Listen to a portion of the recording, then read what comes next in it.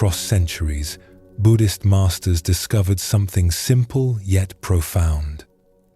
The calm we search for is not earned through struggle or waiting for better days. It lives right here, closer than we imagine. Tonight, we will journey through ancient wisdom that brought peace to countless people before us. Before we begin, feel free to share what time it is and where you're listening from. The teachings ahead are tales of ordinary people who found extraordinary peace by learning to meet each moment with kindness instead of resistance. Each person discovered that freedom comes not from perfect circumstances, but from a changed perspective. There is no need to grasp every meaning or hold on to every word. Let these stories move through you like water through open hands. Whether you stay awake or drift into sleep, they will quietly do their work. Allow your body to settle now. Take a slow, deep breath. Let's begin our journey together. In Zen Buddhism, there is a teaching about two kinds of suffering. The first is the suffering we run away from. This kind follows us everywhere we go, like a shadow we cannot escape. The second is the suffering we turn toward and face directly. This kind becomes a doorway, a gateway to freedom and understanding. Most of us spend our lives running. We try to avoid pain, discomfort, difficult emotions. We distract ourselves, numb ourselves, keep ourselves constantly busy so we do not have to feel what we fear. But Zen teaches us something surprising. The very act of running creates more suffering than the thing we are running from. When we finally stop running and turn to face what frightens us, something remarkable happens. The monster we imagined is rarely as terrible as we feared. And in facing it, we discover a strength and capacity we did not know we possessed. Let us explore a story that shows this teaching in action. In the mountains of northern Japan, there lived a young man named Takeshi who had traveled far to find a monastery where he could study Zen. He had heard stories of a teacher named Master Hakuin who lived in a remote temple, a man known for his directness and the depth of his realization. The journey took Takeshi many days. He walked through forests where ancient cedar trees blocked out the sun. He crossed streams swollen with spring snowmelt. He climbed paths so steep that he had to use his hands to pull himself upward over rocks and roots. Finally, exhausted and travel-worn, Takeshi arrived at the monastery gates just as the sun was setting. The temple was simple, built of weathered wood that had turned silver with age. He could hear the evening chanting from inside, the low voices of monks reciting sutras. When the chanting ended, Takeshi knocked on the great wooden door. It opened to reveal an elderly monk with a face like cracked leather, eyes bright and alert, despite his obvious age. "I have come to study with Master Hakuin," Takeshi said, bowing deeply. "I wish to learn the way of Zen." The old monk studied him for a long moment. Then he smiled, though there was something slightly unsettling in that smile. "Welcome," the monk said. "I am Hakuin. Before you enter, I must ask you one question. Are you afraid to suffer?" Takeshi felt confused by this strange greeting. He had expected questions about his sincerity or his background, not this blunt inquiry about suffering. "I'm not sure what you mean, Master." Hakuin's eyes twinkled with something like amusement. "It's a simple question. Are you afraid to suffer?" "I suppose everyone is afraid of suffering," Takeshi answered carefully. The master nodded. "True enough. But there are two kinds of suffering, young man. The first is the kind you run away from. It follows you everywhere, grows larger the more you flee, becomes your constant companion even in your dreams. He paused, looking at Takeshi with great intensity. The second kind is the suffering you turn toward and face directly. You sit with it, breathe with it, allow it to be exactly what it is without fighting. This suffering, this kind, becomes a teacher. It shows you the way through. It becomes the very gateway to freedom. Hakuin stepped aside, gesturing for Takeshi to enter. If you can learn to face what you fear, to sit with what is difficult, to stop running from the parts of yourself you don't like, then come in. You are welcome here. But if you want comfort and easy answers, you should look elsewhere. Takeshi stood in the doorway, feeling the weight of this choice. He thought about the comfortable life he had left behind, the family who wanted him to take over their merchant business. He thought about how much easier it would be to go back, to avoid this path that promised difficulty. But something in him knew that he had been running his whole life. Running from his father's expectations, from his own fears of inadequacy, from the deep questions that haunted his quiet moments. And all that running had brought him no peace. "I wish to enter," Takeshi said quietly. "I am ready to face what comes." Master Hakuin smiled then, a genuine warmth filling his weathered face. "Good. Then your true training begins now." This story shows us the choice we all face. We can spend our lives avoiding difficulty, running from pain, hiding from the parts of ourselves we find uncomfortable. Or we can choose the path Takeshi chose, the path of turning toward our experience with courage and honesty. In Zen practice, this is not about seeking out suffering or making life harder than it needs to be. It is about changing our relationship with the difficulties that naturally arise. When we stop bracing against pain, when we stop fleeing from discomfort, we discover that we are much stronger and more capable than we imagined. The suffering we face directly loses its power over us. Like a wave that looks terrifying from a distance but can be ridden skillfully once we engage with it, our fears and pains become manageable when we stop running from them. Take a gentle breath now. Feel your body resting, supported and safe. Notice if there are any places of tension or holding. You do not need to fix them or make them go away. Simply acknowledge them with the same kind acceptance you might offer a friend. Zen Buddhism teaches us that emotions are like weather patterns moving through the vast sky of our awareness. They arise, they stay for a time, and they pass. Anger comes like a sudden storm. Sadness drifts in like fog. Joy bursts forth like sunshine breaking through clouds. But none of them last forever, and none of them define who we truly are.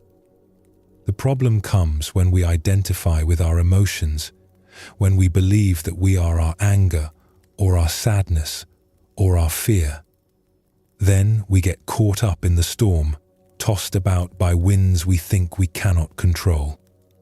But there is another way. We can learn to witness our emotions, to create space around them, to see them as temporary visitors rather than permanent residents. This does not mean suppressing our feelings or pretending they do not exist. It means making room for them, acknowledging them, and allowing them to move through us naturally. Let us return to our story of Takeshi to see how this teaching unfolded in his experience. Takeshi settled into life at the monastery. The days followed a strict rhythm. Rising before dawn, sitting in meditation while darkness still filled the hall. chanting sutras as the first light touched the mountains, working in the garden, sweeping the paths, preparing simple meals, more meditation in the afternoon and evening, then sleep on a thin mat in a small room barely large enough to lie down. For the first few weeks, Takeshi found a kind of peace in this simple routine. Away from the complications of his former life, surrounded by the quietness of the monastery, he felt calm and centered. But then something unexpected began to happen. As he sat in meditation hour after hour, day after day, emotions began to surface that he had kept buried for years. Anger at his father for never accepting his choices. Grief over opportunities he felt he had missed. Fear about whether he was capable of true understanding. The anger was the most surprising. Takeshi had always thought of himself as a peaceful person, someone who got along with others, who avoided conflict. But there in the meditation hall, with nothing to distract him from his own mind, rage began to bubble up. Small irritations would set him off. The sound of another monk coughing. The way someone chewed their food during the silent meals. The creaking of the wooden floor when people shifted position. One morning, after a particularly difficult meditation session where he had felt nothing but burning anger at everything and everyone, Takeshi went to Master Hakuin. "Master, something is wrong with me. I came here to find peace, but instead I am filled with anger. I thought meditation was supposed to calm the mind, but mine is more agitated than ever. What should I do?" Hakuin looked at him with those penetrating eyes and smiled. "Ah, good. Very good." "Good?" Takeshi was confused. "How can this be good? You asked what you should do. Here is what I want you to do. Go back to your room. Close the door and the windows. It is summer now, so it will be hot. Wrap yourself in your heaviest robes. Then sit there with your anger. Don't try to meditate. Don't try to calm yourself. Just sit with the anger until you know it completely." "But Master, that sounds terrible." "Yes," Hakuin agreed. "Probably it will be uncomfortable. But do it anyway. Sit with your anger until you can feel where it lives in your body. Until you can hear the stories it tells. Until you understand its energy completely. Sit with it until you know anger the way you know an old friend." Takeshi did as his teacher instructed. He went to his small room, closed the door and the paper windows, and wrapped himself in his thick winter robes despite the summer heat. Then he sat. At first, the anger felt overwhelming. It seemed to fill every part of him, burning like a fire in his chest and throat. He wanted to throw off the robes, storm out of the room, do anything but sit with this unbearable feeling. But he remembered Hakuin's words about the two kinds of suffering. This was the suffering he needed to face, not flee from. So he sat, and gradually something began to shift. He noticed that the anger was not one solid thing, but many layers. Beneath the surface irritation was deeper anger at his father. Beneath that was hurt at feeling unaccepted. Beneath that was fear that he was not good enough. He felt where the anger lived in his body. It tightened his jaw and shoulders. It created a burning sensation in his chest. It made his breathing shallow and quick. He heard the stories the anger told. Stories about how he had been wronged, how others should be different, how life was unfair.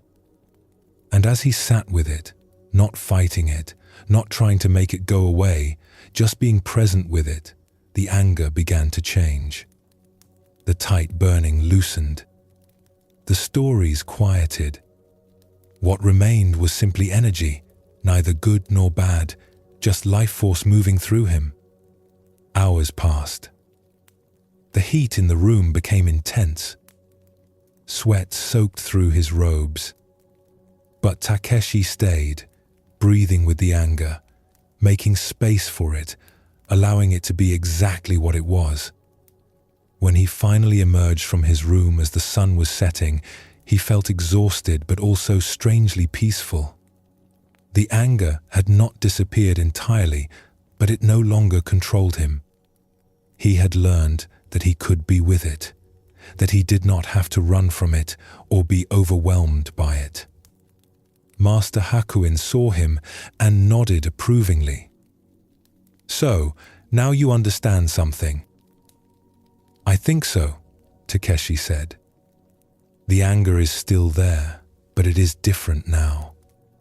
Smaller somehow, more manageable. You have learned to expand your capacity," Hakuin said.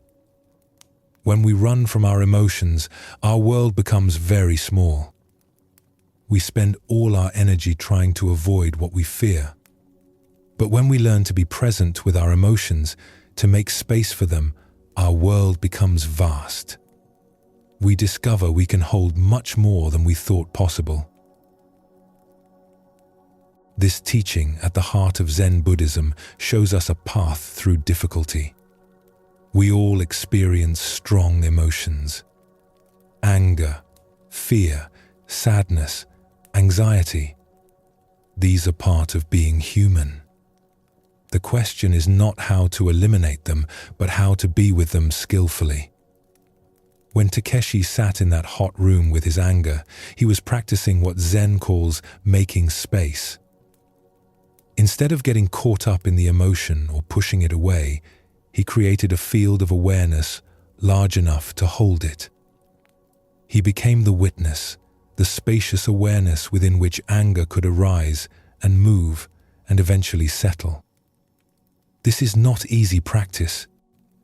Our instinct is to run from pain or to fight against it. But both running and fighting keep us trapped in suffering. The third option, the Zen option, is to turn toward our experience with gentle attention, to face what arises without judgment, and to trust our capacity to be present with whatever comes. As you rest now, you might notice emotions or sensations in your own experience. Perhaps there is tension somewhere in your body. Perhaps there is a thought or feeling you have been avoiding. See if you can bring the same quality of gentle attention to it that Takeshi brought to his anger. Not trying to fix or change anything, just acknowledging what is present with kindness. This is the beginning of freedom. Not freedom from having difficult emotions, but freedom from being controlled by them. When we learn to witness our inner weather without being swept away by every storm, we discover a peace that is always available, always present beneath the changing conditions of our experience. The path of Zen invites us to stop running, to face what is here, and to discover in that facing the very gateway to freedom that Master Hakuin spoke of. This is not the end of difficulty, but it is the end of the suffering we create through our resistance to difficulty. Breathe gently. Rest in this understanding. You are learning to be present for your own life, and in that presence, peace naturally arises. There is another dimension to this teaching about acceptance that Zen Buddhism offers us. It is the understanding that our resistance to what is already here creates most of our suffering. The pain itself is often much smaller than the suffering we create by fighting against it. Imagine you have a headache. The headache itself is unpleasant, yes. But notice what happens when you add resistance to it. You think, I shouldn't have this headache. This ruins my whole day. Why is this happening to me? You tense against the pain, bracing your body, tightening your shoulders and jaw. You feel frustrated, angry, perhaps even frightened that something is seriously wrong. All of this resistance, all of these thoughts and tensions, these create suffering that is far greater than the headache itself. The headache is just sensation. The suffering is what we add to it through our rejection of what is. Zen teaches us a different way. When pain arises, physical or emotional, we can learn to meet it with acceptance. Not resignation, not giving up, but a clear acknowledgement that this is what is present right now. And in that acceptance, something remarkable happens. The suffering we create through resistance begins to dissolve, even if the pain remains. This does not mean we become passive or stop taking care of ourselves. If you have a headache, you can still take medicine, rest, drink water. But you do these things from a place of wise response rather than panicked resistance. The quality of your experience transforms completely. Takeshi continued his training at the monastery, and over time, he discovered that the teaching about facing suffering applied to all areas of life. When physical pain arose during long hours of sitting meditation, he learned to breathe with it rather than fighting against it. When difficult memories surfaced, he learned to acknowledge them with kindness rather than pushing them away. One winter, Master Hakuin became ill. For weeks, he lay in his room, weak and feverish. The other monks took turns caring for him, but Hakuin faced his illness with the same equanimity he brought to everything. Takeshi sat with his teacher one afternoon, offering him water and adjusting his blankets against the cold. "Master, aren't you suffering?" Takeshi asked, seeing how pale and weak Hakuin had become. The old man smiled faintly. "My body is experiencing pain and weakness. But suffering? That is something different. Suffering is what we add when we resist what is already here." "I don't understand. How can you be in pain without suffering?" Hakuin shifted slightly on his mat. "Watch carefully. Right now, there is discomfort in this body. Fever, aches, weakness. These sensations are present. But I am not fighting against them. I am not thinking this should not be happening. I am not imagining a catastrophic future. I am simply here, breathing with what is." He closed his eyes for a moment, then opened them again. "When I was younger, I fought against every discomfort. A small pain would become great suffering because I added so much resistance to it. But through practice, I learned to let experience be what it is. The pain is still here, but the suffering I used to create around it has dissolved." Takeshi sat quietly, absorbing these words. He realized that his teacher was demonstrating the very teaching he had offered on that first evening. This illness was the suffering Hakuin was facing, not fleeing from. And in that facing, he had found a kind of peace that existed even in the midst of physical difficulty. This is one of the most profound gifts of Zen practice. We learn that we have much more capacity than we realized. The things we thought we could not bear, the emotions we believed would destroy us, the difficulties we feared would overwhelm us, all of these can be met with awareness and acceptance. This does not happen overnight. It is a gradual training, like strengthening a muscle through gentle, consistent practice. Each time we choose to face rather than flee, each time we create space for our experience rather than fighting against it, we expand our capacity a little more. And something else happens too. As we learn to be present with our own suffering, we naturally develop compassion for the suffering of others. We see that everyone is struggling with something, everyone is carrying burdens, everyone is doing their best to navigate the difficulties of being human. This understanding softens us. It makes us kinder, more patient, more willing to offer understanding rather than judgment. The same acceptance we learn to bring to our own experience begins to flow outward toward all beings. Master Hakuin recovered from his illness that winter, and Takeshi remained at the monastery for many years, deepening his practice, learning again and again to face what arose with courage and acceptance. Eventually, he became a teacher himself, offering to his own students the same wisdom that Hakuin had offered him on that first evening at the monastery gates. The teaching remained the same. There are two kinds of suffering. The kind you run from, which follows you everywhere, and the kind you face, which becomes a doorway to freedom. As you rest now, feel the natural rhythm of your breathing. Notice that breath comes and goes without effort, without struggle. You do not have to force air into your lungs or push it out. Your body knows how to breathe. It accepts each inhalation, releases each exhalation, flows with the natural rhythm of life. This is the quality of acceptance that Zen practice cultivates. Not forced, not passive, but a natural flowing with what is.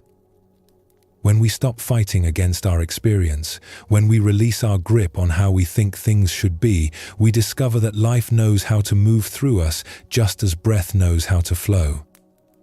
This is the peace that lives at the heart of Zen Buddhism. Not the peace of having everything go our way, but the peace of being able to meet whatever comes with an open heart and a steady mind. The peace of knowing that we can face what arises, that we have the capacity to be present for all of it, the joy and the sorrow, the ease and the difficulty. Let your body soften a little more. Let your breath continue its gentle rhythm. And know that with each moment of acceptance, with each choice to face rather than flee, you are walking the path that countless practitioners have walked before you, all discovering the same simple truth. Freedom is found not by changing what is, but by changing how we meet what is. And in that shift, everything transforms. In Zen Buddhism, there is a simple practice that transforms everything. It is called presence or mindful awareness. This practice is not complicated. It does not require special training or years of study. It simply means being fully where you are, giving your complete attention to this moment, this breath, this experience. Most of us live like travelers who never arrive. Our bodies are in one place, but our minds are somewhere else entirely. We eat breakfast while planning our day. We walk through beautiful scenery while worrying about tomorrow. We talk with loved ones while thinking about what we need to do later. We spend our lives half present, half distracted, and then wonder why nothing feels quite satisfying. Zen teaches us that life only happens in the present moment. The past is gone, existing now only as memory. The future has not arrived, existing only as imagination. The only place we can actually live, the only time that is real, is right now. When we learn to be fully present, a miraculous thing happens. Ordinary experiences become extraordinary. Simple moments reveal unexpected richness. We discover that the peace and satisfaction we have been seeking is not hiding in some future moment, but available right here in the completeness of now. Let us explore a story that shows how this teaching unfolded in the life of a traveling merchant. In the coastal villages of old Japan, there lived a tea merchant named Ichiro. His work required him to travel constantly from village to village, selling the fine teas he sourced from mountain plantations. He carried his wares in carefully wrapped bundles on a wooden cart that he pulled along dusty roads and narrow mountain paths. Ichiro was successful in his trade. He knew tea well, could speak knowledgeably about different varieties and preparation methods. But, despite his success, he felt perpetually unsatisfied. His mind was always somewhere else, always focused on the next destination, the next sale, the next thing that needed doing. When he walked the mountain paths, he barely noticed the cedar forests around him. His mind was calculating prices, planning conversations with customers, worrying about whether the weather would hold. When he stopped at inns for the night, he ate his meals quickly, tasting nothing, already thinking about tomorrow's route. Even when he had a particularly good day of sales, the satisfaction lasted only moments before his mind moved on to the next concern. He would lie awake at night in unfamiliar rooms, unable to rest because his thoughts raced endlessly forward. One evening, Ichiro arrived in a small mountain village just as the sun was setting. He was exhausted from a long day of walking, his feet sore and his back aching from pulling the heavy cart. He needed lodging for the night, but the village had no inn. As he stood in the village square wondering what to do, he noticed a small tea house with warm light glowing from its windows. Inside, an elderly woman sat alone at a low wooden table. She was preparing tea with slow, deliberate movements. Each gesture seemed complete in itself. She warmed the pot, measured the leaves, poured the water, all with a quality of attention that Ichiro had never seen before. It was as if nothing else in the world existed except this simple ceremony. Ichiro knocked gently on the doorframe. The woman looked up and smiled, gesturing for him to enter. "Forgive the intrusion," Ichiro said. "I am a traveling merchant and need shelter for the night. Is there anywhere in this village I might stay?" The woman studied him for a moment. "You may stay here if you wish. I have an extra room. But first, will you join me for tea?" Ichiro agreed, though he was eager to settle in and prepare for tomorrow's travels. He sat down across from the woman, who introduced herself as Fumiko. "I am a tea merchant," Ichiro said, settling onto the cushion. "I have teas from all over the region. Perhaps you would like to see my collection? I have some very rare varieties that you might enjoy." Fumiko smiled gently and continued her slow preparations. "Thank you for your kind offer. But first, let us drink this simple tea I have already prepared. It is nothing special, just ordinary green tea. But please, share it with me." She poured tea into 2 small clay cups and placed one before Ichiro. Then she lifted her own cup and took a slow, appreciative sip. Her eyes closed for a moment and a look of deep contentment crossed her face. Ichiro lifted his cup and drank quickly, ready to comment on the quality and offer his professional assessment. But before he could speak, Fumiko asked quietly, "What did you taste?" The question surprised him. "Well, it is green tea. Reasonable quality, though I have much finer varieties in my cart. The leaves could have been picked earlier in the season for a more delicate flavor, and the water temperature seems a bit high, which brings out some bitterness." Fumiko nodded. "I see. But I did not ask you to analyze or judge the tea. I asked what you tasted." Ichiro felt confused. "I just told you." It is green tea with some bitterness from the water being too hot." "No," Fumiko said gently. "You told me your thoughts about the tea. Your comparisons, your judgments, your professional opinions. But what did you actually taste? Right now, in your mouth, what sensations are present?" Ichiro paused. No one had ever asked him to drink tea this way before. He lifted the cup again and took another sip, this time trying to focus on the actual experience rather than his analysis of it. He noticed the warmth spreading across his tongue, the slight astringency that made his mouth feel dry, a hint of sweetness that appeared after the initial bitterness faded, an earthy quality that reminded him somehow of morning mist over mountain forests. "I tasted warmth," he said slowly. "Bitterness and then sweetness. Something earthy and alive." Fumiko's face brightened. "Yes. Now you tasted the tea. Not your thoughts about the tea, but the tea itself." She poured him another cup. "Try again.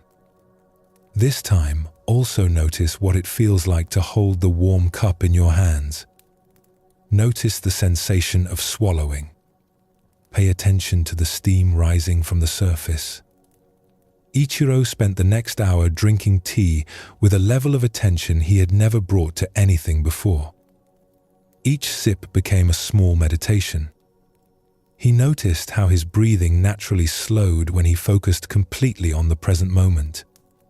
His racing thoughts settled into quiet appreciation for what was actually happening right now.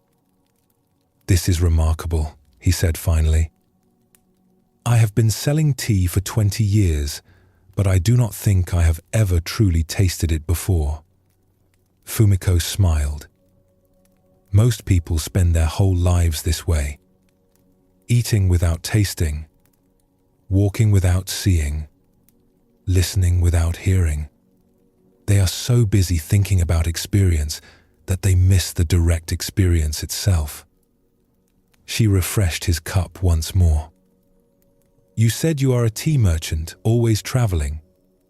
Tell me, where is your mind when you walk the mountain paths?" Ichiro thought about this. "Usually I am thinking about where I need to go next, which villages I should visit, how much tea I have left to sell, whether I am making good time. And where is your mind when you talk with customers? I suppose I am often thinking about what I will say next, how to make the sale, what other villages I need to visit that day." Fumiko nodded knowingly. "So your body walks the paths, but your mind is elsewhere. Your body sits with customers, but your mind is already moving on to the next thing. You are never fully where you are." Her words struck Ichiro deeply. He realized she was describing exactly how he lived his life. Always half present, half distracted, never fully engaged with what was actually happening. "Is there another way?" he asked. "There is a very old way," Fumiko said. "It is the way of presence, of being completely where you are, giving your full attention to what is happening right now. When you walk, just walk. When you drink tea, just drink tea. When you talk with someone, really listen, really be there." She looked at him with kind eyes. "This is not complicated. But it is also not easy, because we have spent our whole lives training ourselves to be elsewhere. We have to relearn what we knew as children, how to be fully present for our own lives." Ichiro stayed with Fumiko for 3 days, and those days changed everything for him. She did not give him long lectures or complex teachings. She simply showed him how to bring complete attention to ordinary activities. When they prepared meals together, she showed him how to notice the textures and colors of vegetables as he cut them, how to listen to the sound of water boiling, how to smell rice as it cooked. When they walked to the village well for water, she pointed out things he would normally have missed.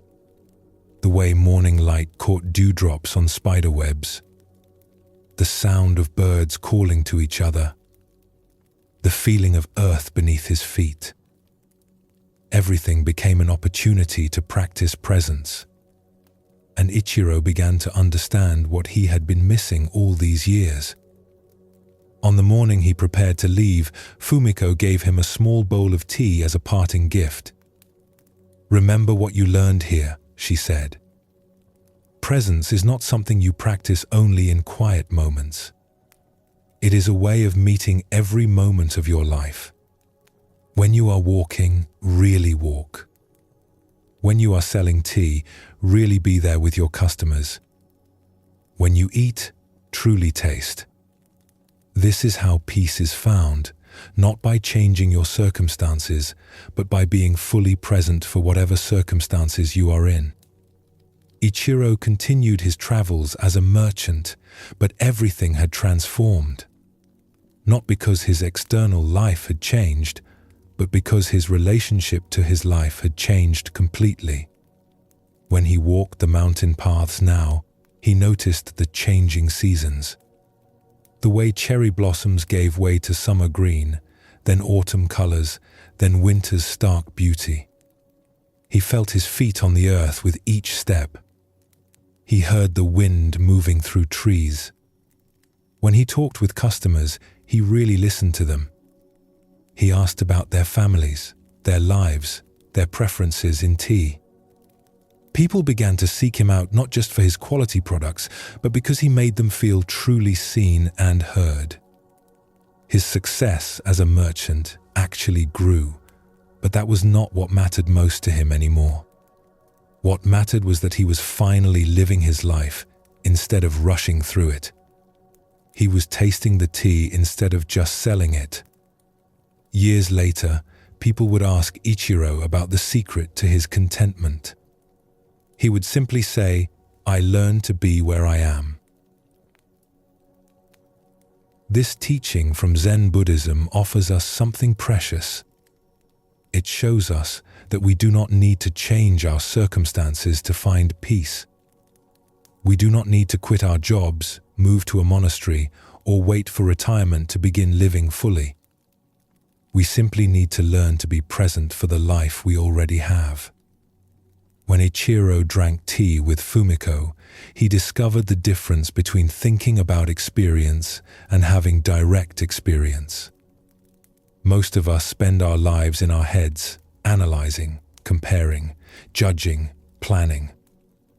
We miss the richness that is available when we drop into direct sensory awareness. This is not about stopping all thought. Thinking has its place and its purpose.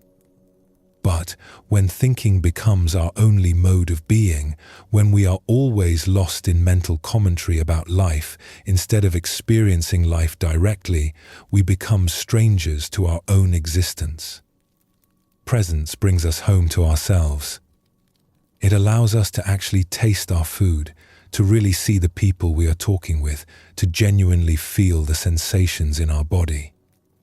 It makes ordinary moments extraordinary because we are finally fully there for them. Take a moment now to practice this presence. Notice the sensation of your body resting. Feel the temperature of the air on your skin. Listen to any sounds around you without labeling or judging them, just hearing them as pure sensation. Notice your breath moving in and out without trying to control it. This is presence. This simple, direct awareness of what is actually happening right now. And in this awareness, a natural peace arises. There is another dimension to presence that Zen Buddhism teaches us. It is the practice of the mindful pause, the art of creating space before we react. This small practice has the power to transform our relationships, our work, and our inner peace. Most of us move through life in a reactive mode. Something happens and we immediately respond, often automatically, without any space between the trigger and our reaction. Someone says something that irritates us, and we snap back. We feel an impulse and we act on it. We have a thought and we believe it. But Zen teaches us that we have a choice. Between what happens and how we respond, there is a space. And in that space lies our freedom. Let us explore another story that shows how this teaching can transform even the most challenging situations. In a village near a wide river, there lived a ferryman named Katsuro who transported people and goods across the water. He was strong and skilled at his work, but he was known throughout the village for his terrible temper. Katsuro would become angry at the smallest things. If passengers were late, he would yell at them. If someone asked a question he thought was foolish, he would respond with harsh words. If the river was difficult, he would curse and complain. His angry outbursts had become so common that people dreaded using his ferry, but there was no other way to cross the river. One day, an old monk needed to cross the river. He had heard about Katsuro's temper, and as he approached the ferry, he could see the ferryman shouting at a group of passengers who had brought too much cargo. "I told you there are limits to what this ferry can carry," Katsuro said. "Are you trying to sink us all? Take half of this back to shore." The passengers scrambled to remove some of their bundles, their faces red with embarrassment. When the monk's turn came to board, he stepped onto the ferry quietly and sat down without saying a word. As they crossed the river, a sudden gust of wind caught the ferry, pushing it slightly off course. Katsuro struggled with the long pole he used to guide the ferry, his face darkening with frustration. "Cursed wind," he grumbled. Always at the worst possible time. The monk watched all of this with calm attention. When they reached the other side and the passengers had departed, he remained sitting in the ferry. "Aren't you getting off?" Katsuro asked impatiently. "I will," the monk said. "But first, I wonder if you would do something for me." Katsuro sighed. "What is it?" "I wonder if you would be willing to try a small experiment for just 7 days. I think it might help you." "Help me?" "I do not need help. I just need passengers who are not foolish and weather that cooperates." The monk smiled gently. "Perhaps. But would you be willing to try this practice anyway? It is very simple." Something in the monk's peaceful presence made Katsuro curious despite himself. "What is this practice?" "For 7 days, whenever you feel the urge to speak in anger, I want you to take 3 slow breaths first. Count them silently. Breathe in, breathe out, 1. Breathe in, breathe out, 2. Breathe in, breathe out, 3. Only then, if you still want to speak, go ahead." Katsuro laughed. "That is all? Seems like a waste of time." "Perhaps it is," the monk agreed. "But what harm could it do to try for just 7 days? Think of it as an experiment." Katsuro shrugged. "Fine. 7 days. Then you will leave me alone?" "Then I will leave you alone," the monk promised. The next morning started like any other. A passenger arrived late, causing Katsuro to wait. He felt anger rising hot in his chest, opened his mouth to yell, then remembered the monk's instruction. He took a breath. 1. Another breath. 2. A third breath. 3. By the time he finished the 3 breaths, something had shifted. The anger was still there, but it felt less urgent, less overwhelming. He found himself saying calmly, "Please try to arrive on time tomorrow." When one person is late, everyone else must wait. The passenger apologized sincerely, and they crossed the river without incident. This pattern repeated throughout the day. Each time Katsuro felt anger rising, he took his 3 breaths. Sometimes the pause changed what he said completely. Sometimes he still spoke sternly, but without the harsh edge that usually colored his words. And sometimes he realized that what had seemed so important to say was not worth saying at all. By the 3rd day, something remarkable was happening. Katsuro found that he was not getting angry as often. The 3-breath pause had become automatic, and in that brief space, he could see situations more clearly. He noticed that his anger often came from his own tiredness or frustration, not from what passengers were actually doing. By the 7th day, Katsuro's transformation was visible to everyone in the village. He still worked with the same intensity, but the constant angry outbursts had ceased. Passengers began to relax on his ferry. Some even started conversations with him, and he found himself enjoying their company. When the monk returned to cross back to the other side of the river, Katsuro greeted him with genuine warmth. "Your 7 days are complete," the monk said. "How did your experiment go?" Katsuro smiled, something he rarely did. "I do not understand how something so simple could change so much. Taking 3 breaths, it seems like nothing. But somehow it has changed everything." The monk nodded. The pause creates space. In that space, you can choose your response instead of being controlled by automatic reactions. You discovered that you are not your anger. You are the awareness that can witness anger, breathe with it, and then choose how to act. "I thought the pause was about controlling my temper," Katsuro said. "But it is more than that. In those 3 breaths, I see things more clearly.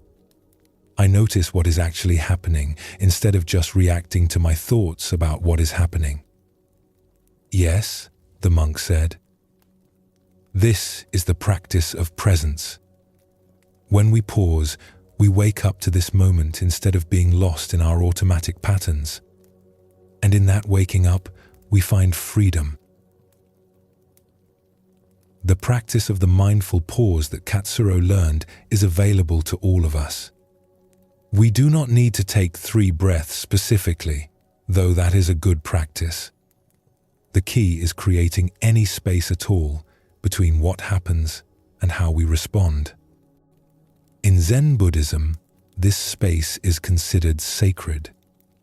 It is the gap where awareness lives, where choice becomes possible, where we can act from wisdom instead of from habit.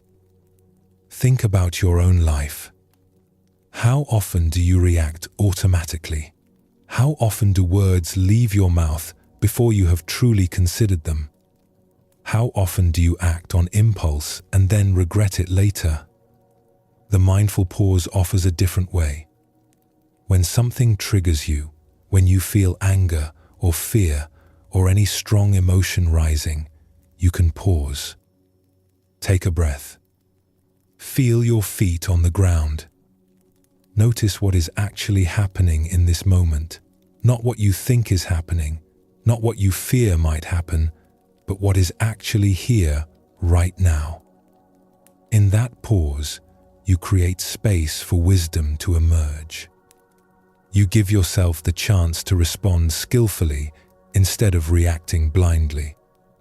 This does not mean you never feel angry or never speak firmly. It means you choose these responses consciously instead of being controlled by them. Katsuro discovered that most of his anger came from his own internal state, not from external circumstances. When he was tired or frustrated, everything seemed like a problem. When he paused and brought awareness to his experience, he could see more clearly what was actually needed in each situation. This is one of the great gifts of presence. It shows us the difference between our interpretations of reality and reality itself. So much of our suffering comes from the stories we tell ourselves about what is happening, stories that often have little to do with what is actually occurring. Let your awareness settle into this moment now. Notice if there is any tension in your body. You do not need to fix it or change it. Just notice it with gentle attention. This is the practice of presence, of being with what is without immediately trying to change it. In this practice, we discover a natural peace. Not because everything is perfect, but because we are no longer at war with our experience. We are simply here, breathing, aware, present for this moment exactly as it is. And in this presence, we find the freedom that Zen Buddhism has always pointed toward. The freedom to choose our responses. The freedom to see clearly. The freedom to live our lives with awareness instead of sleepwalking through them lost in thought and automatic reaction. Rest in this understanding. Feel the natural ease that comes when you stop trying so hard and simply allow yourself to be present. This is the heart of Zen practice, and it is always available, always here, waiting in each pause, each breath, each moment of simple awareness. In Zen Buddhism, there is a profound teaching about compassion that surprises many people. It is this: before we can truly offer compassion to others, we must first learn to offer it to ourselves. This is not selfishness. It is wisdom. We cannot give what we do not have. Many of us have been taught that caring for ourselves is somehow wrong or indulgent. We believe we should be strong, perfect, always capable. When we struggle or make mistakes, we respond with harsh self-judgment rather than kindness. We speak to ourselves in ways we would never speak to a friend. This inner harshness creates suffering that ripples outward into all our relationships. When we are at war with ourselves, we bring that war energy into the world. When we judge ourselves mercilessly, we tend to judge others harshly too. But Zen shows us another way. When we learn to hold our own struggles with gentleness, when we meet our imperfections with understanding rather than criticism, something beautiful happens. This kindness naturally extends outward. The compassion we cultivate for ourselves becomes compassion for all beings. Let us explore a story that shows how this teaching transformed the practice of a devoted student. In a mountain monastery known for its rigorous meditation practice, there lived a young nun named Akiko. She had come to the monastery with great dedication, determined to achieve enlightenment through sheer force of will and discipline. Akiko pushed herself harder than any other student. She would rise at 2 a.m, an hour before the wake-up bell, to begin her meditation. She would sit longer than required, often until her legs went completely numb and pain shot through her knees and back. During meals, she would eat quickly, barely tasting her food, seeing eating as a necessary interruption to her practice. When her mind wandered during meditation, Akiko would berate herself internally. Focus. Stop being so weak and undisciplined. The other students can do this easily. What is wrong with you? When she felt drowsy, she would dig her fingernails into her palms to stay alert, considering sleepiness a moral failure. After 6 months of this punishing routine, Akiko was more miserable than when she arrived. Her body was thin from skipping meals to meditate longer. Her mind was exhausted from constant self-criticism. Her heart felt heavy with shame about her perceived failures. Instead of peace, she had found only more suffering. One morning, after a particularly difficult meditation session where she had attacked herself mentally for every wandering thought, Akiko went to the monastery's small garden. She sat beneath a cherry tree and cried, feeling like a complete failure as a spiritual student. Master Setsuko, the monastery's elderly teacher, happened to be walking through the garden. She saw Akiko's distress and sat down quietly beside her on the stone bench. "Tell me about your practice," Master Setsuko said gently. Through her tears, Akiko described her rigorous schedule, her constant self-criticism, and her disappointment in her lack of progress. "I try so hard," she sobbed, "but I am just not good enough. I will never be able to meditate like the other students. Maybe I should just give up." Master Setsuko listened in compassionate silence. When Akiko finished, the teacher pointed to a small bird that had landed near their feet. The bird was pecking at the ground, searching for seeds. "Watch this little bird," Master Setsuko said. "See how naturally it moves. It does not criticize itself for not finding food quickly enough. It does not compare itself to other birds.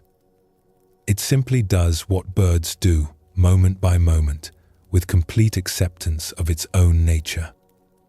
Akiko watched the bird for several minutes. There was something peaceful in its simple presence, its natural way of being. "Now," Master Setsuko continued, "imagine if this bird spent its time telling itself it was a terrible bird, that it should fly better or sing more beautifully. What would happen to its natural ability to find food and shelter? What would happen to its joy in simply being a bird?"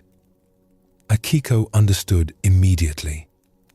It would be too busy criticizing itself to do what it naturally knows how to do. Master Setsuko nodded. "You came here to learn peace and compassion. But the first place to practice these qualities is with yourself. How can you offer kindness to others if you show nothing but harshness to your own heart? How can you find peace in meditation if you are at war with your own mind?" The teacher's voice was filled with gentle warmth. The path to awakening is not about becoming perfect. It is about becoming kind. First to yourself, then to all beings. Your mind will wander during meditation. That is what minds do. The practice is not to stop this wandering, but to notice it with the same gentle affection you would show a beloved child who gets distracted while learning to walk. From that day forward, Akiko changed her entire approach to practice. Instead of commanding her mind to focus, she would gently invite it back to the breath. Instead of criticizing wandering thoughts, she would acknowledge them with simple phrases like thinking or planning, and return to her meditation with kindness. When her body felt tired, instead of pushing through with harsh determination, she would adjust her posture or take a brief rest, treating her physical needs with respect.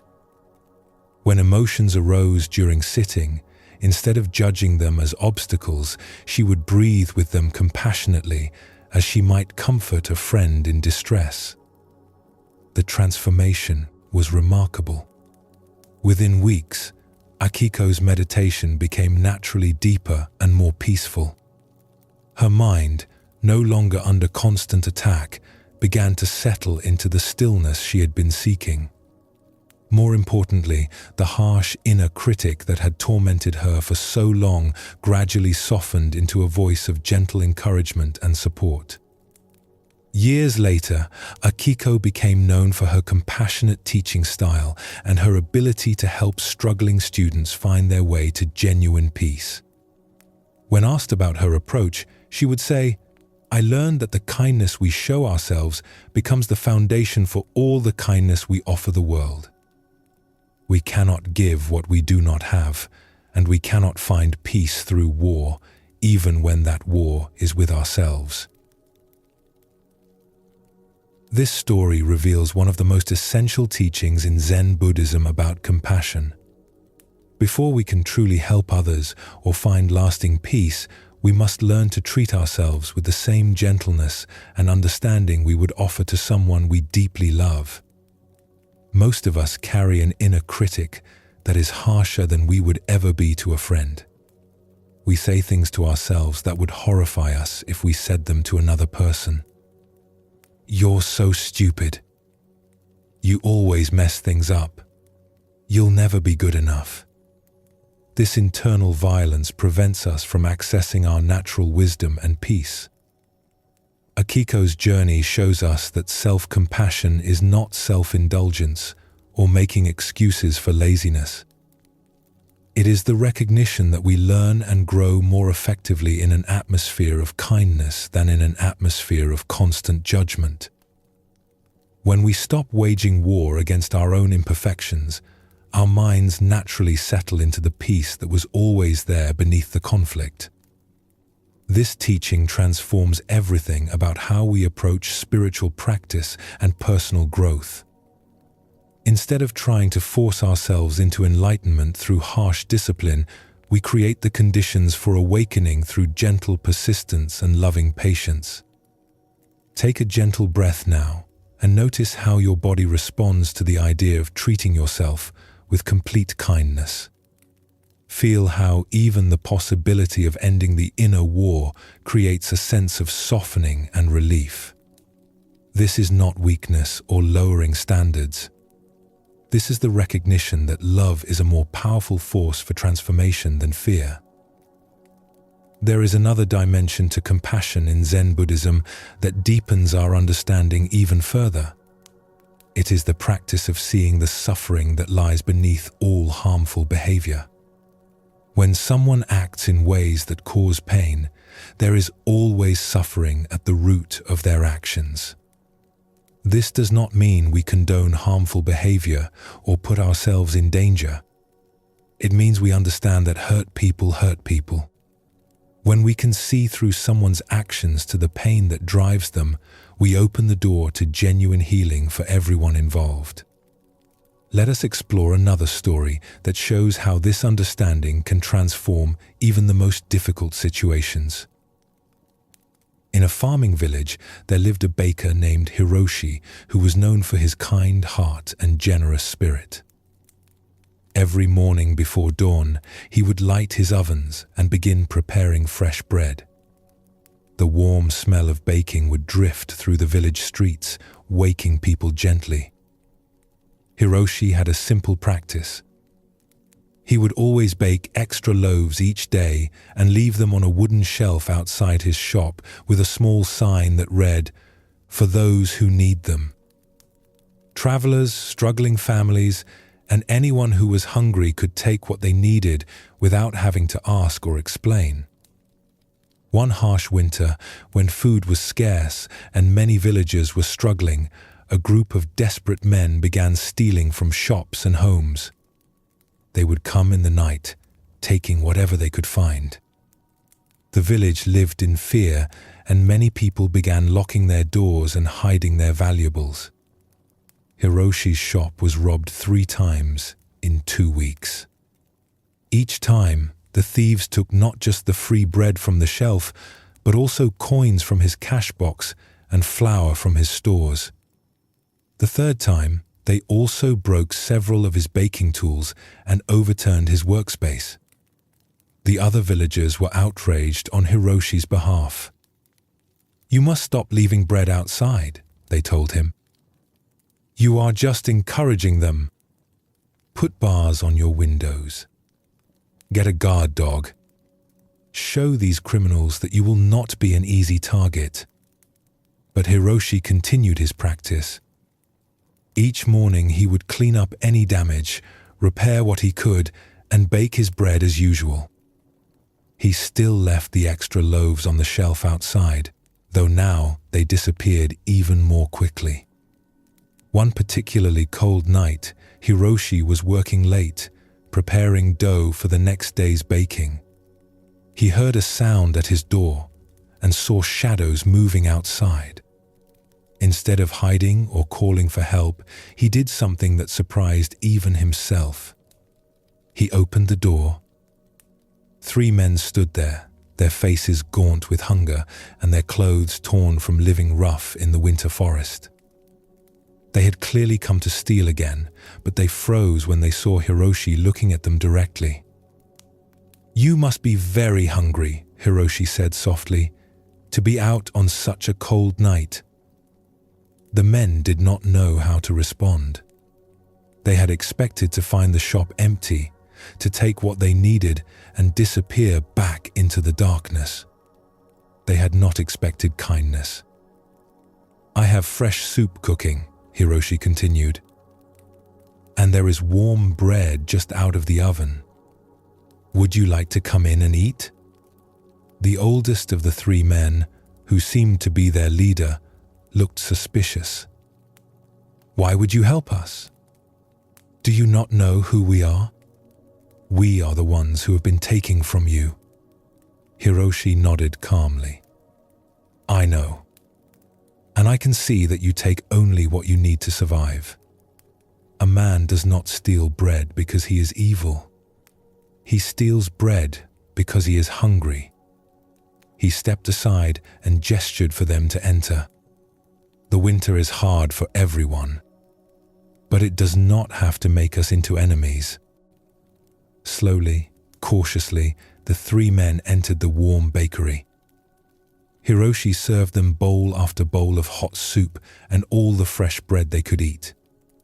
As they warmed up and filled their empty stomachs, they began to talk. They had all lost their livelihoods when the local mine closed. With no work available and their savings gone, they had been forced to live in the forest. They had tried asking for help, but the villagers chased them away. Stealing seemed like their only option for survival. "We never wanted to hurt anyone," the youngest one said, his eyes filling with tears. "We just did not want to starve." Hiroshi listened to their story with deep attention. When they finished eating, he made an offer that astonished them. "I could use help with the early morning baking," he said. "The work is hard and the hours are long, but there is always enough food and a warm place to sleep in the room above the shop. If you are willing to work, you are welcome to stay." The 3 men looked at each other in disbelief. They had come to steal from this man, and he was offering them jobs and shelter. The oldest man shook his head slowly. "Why would you trust us? We have robbed you multiple times." Hiroshi smiled gently. "Because I believe that people do better when they are given the chance to do better. You stole because you were desperate. But desperation is not who you are. It is just a situation you were in." The men stayed. They worked harder than any employees Hiroshi had ever had, grateful beyond words for the chance to earn an honest living. Within a few months, the bakery was more prosperous than ever. The village was safer, and the former thieves had become respected members of the community. Years later, when people asked Hiroshi why he had chosen kindness over punishment, he would say, "Fear creates more fear. Anger creates more anger. But compassion has the power to transform even the most difficult situations.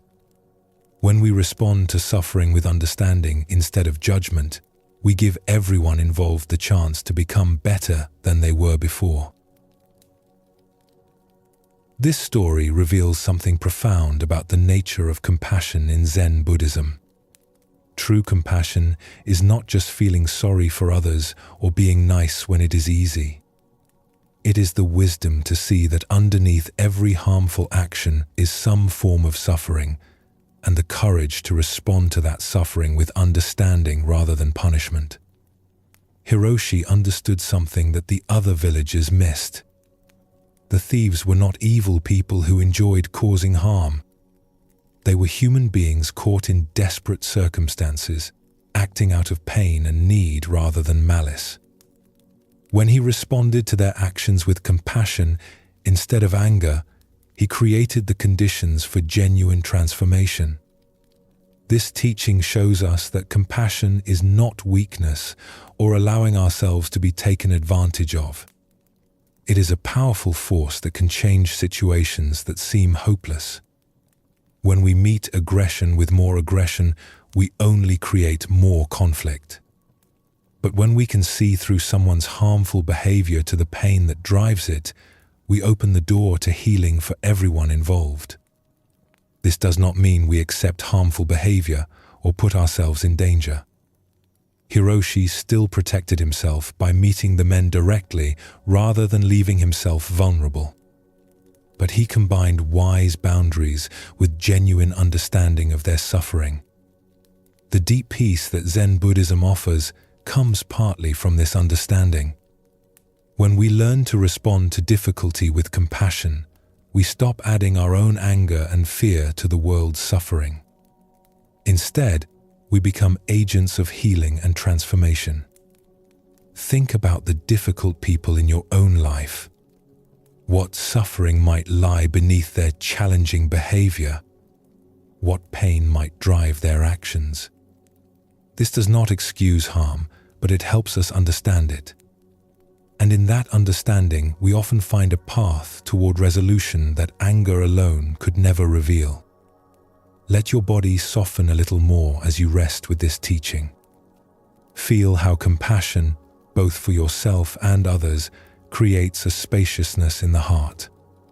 This is not about becoming a doormat or accepting mistreatment. It is about understanding that suffering is at the root of most harmful behavior, and that responding to suffering with understanding is more effective than responding with judgment. The compassion that begins with ourselves naturally extends outward to embrace all beings. When we stop judging our own struggles, we become more patient with the struggles of others.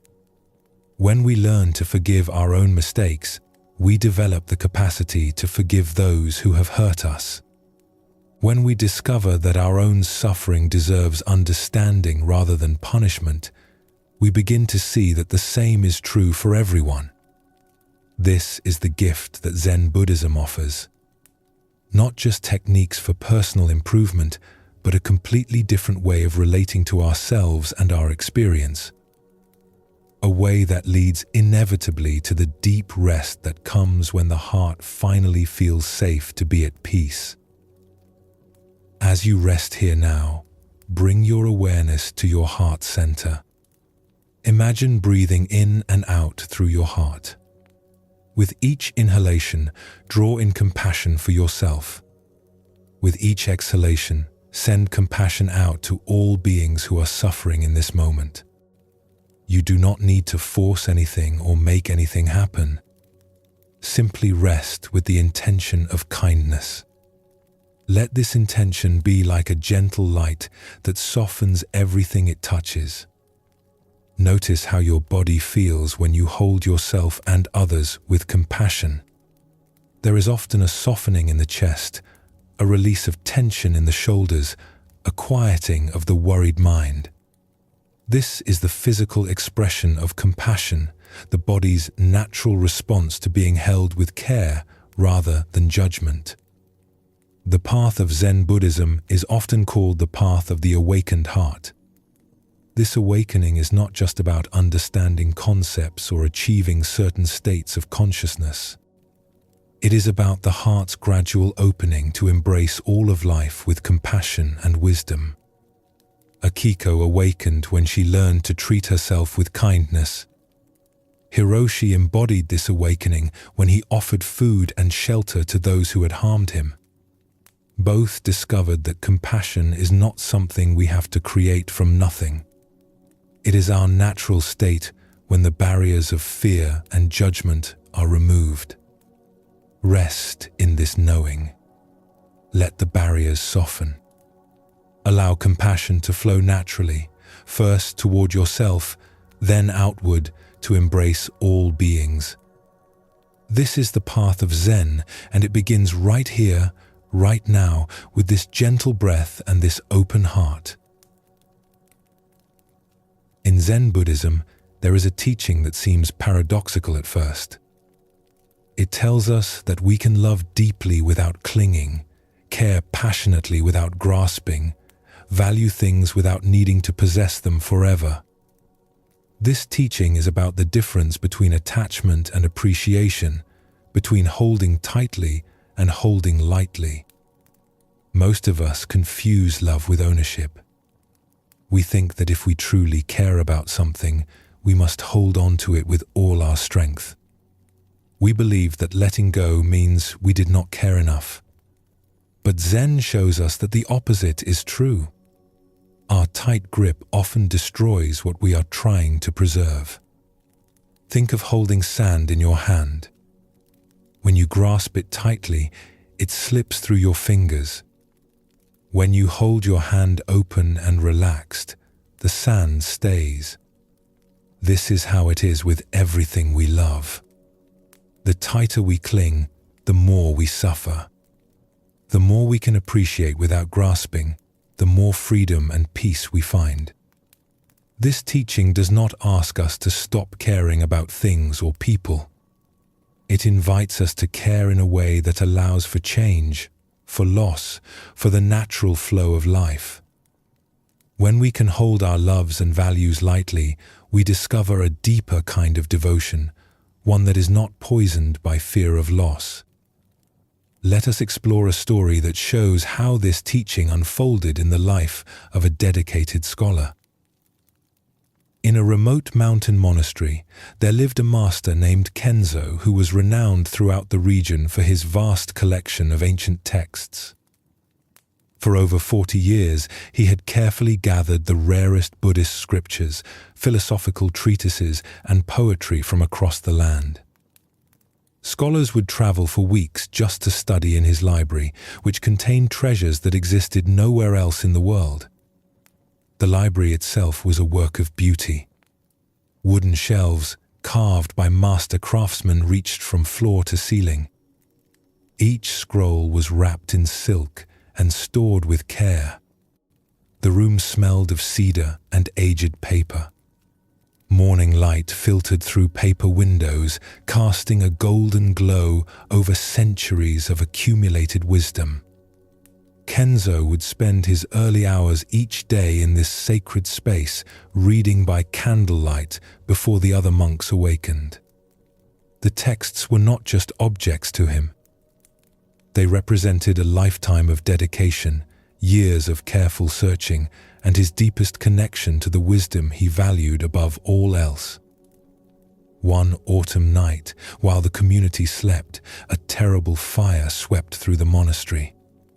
The flames, fed by strong mountain winds, moved with frightening speed. The monks managed to escape safely, but there was no time to save anything else. They stood in the courtyard watching helplessly as their home was consumed. The library burned with particular intensity. All those ancient texts, irreplaceable manuscripts, and precious scrolls turned to ash in minutes. 40 years of careful collecting vanished in a single night. As dawn broke over the smoldering ruins, the monks gathered around their teacher, expecting to find him devastated by this immense loss. They knew how much the library meant to Kenzo, how he had devoted his life to gathering and preserving those teachings. Instead, they found Kenzo sitting calmly on a stone, watching smoke rise from where his beloved library had stood. His face showed no trace of anger, grief, or regret. He looked peaceful, almost serene. One young monk, unable to contain his confusion, approached with tears in his eyes. "Master," the student said, his voice breaking, "how can you be so peaceful? All those precious teachings, all those years of work, everything is gone. Does this loss not break your heart?" Kenzo looked at his student with eyes full of gentle compassion. "My dear friend," he said softly, "those books contained wonderful words about truth, but they were not truth itself. The real teaching was never written on paper or stored on shelves. It lives here." He touched his chest. "And here." He gestured to his student's heart. "Fire cannot burn what is truly precious." The young monk persisted. "But Master, think of all the wisdom that is lost forever. Future generations will never be able to read those texts." Kenzo smiled peacefully. "The fire has given us a great teaching. It has shown us the difference between the finger pointing at the moon and the moon itself. We spent so much time polishing and protecting the finger that we sometimes forgot to look at what it was pointing toward." He stood slowly and placed a gentle hand on the young monk's shoulder. "Yesterday I was the keeper of books. Today I am simply a teacher.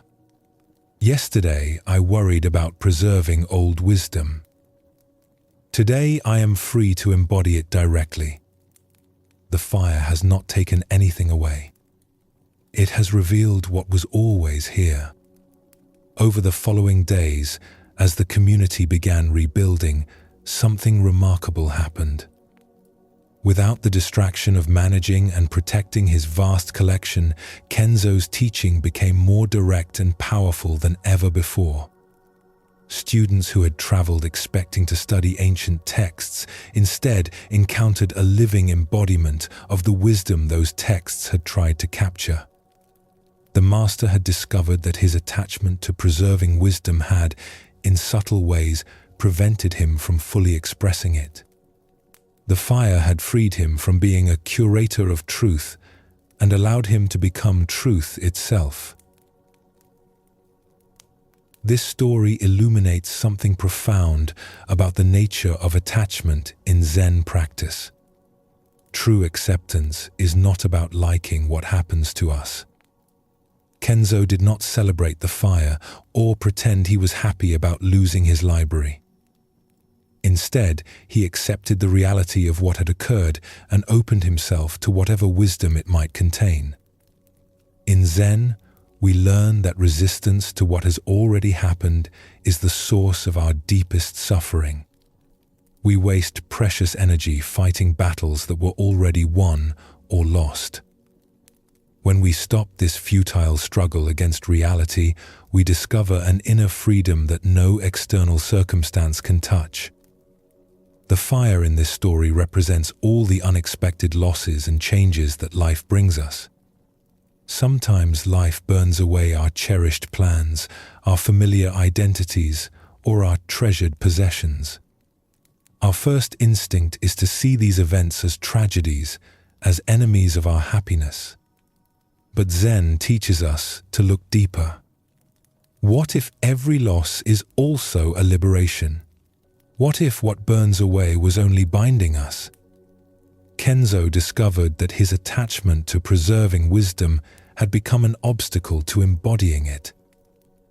The fire freed him from being a keeper of truth and allowed him to become truth itself. This teaching extends to every area of our lives. When we lose something we thought defined us, we might discover capacities we never knew we had. When a familiar path ends, we might find ourselves on a journey that serves us better.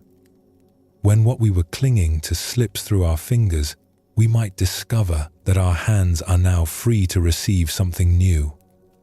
The practice of non-attachment begins with a simple recognition.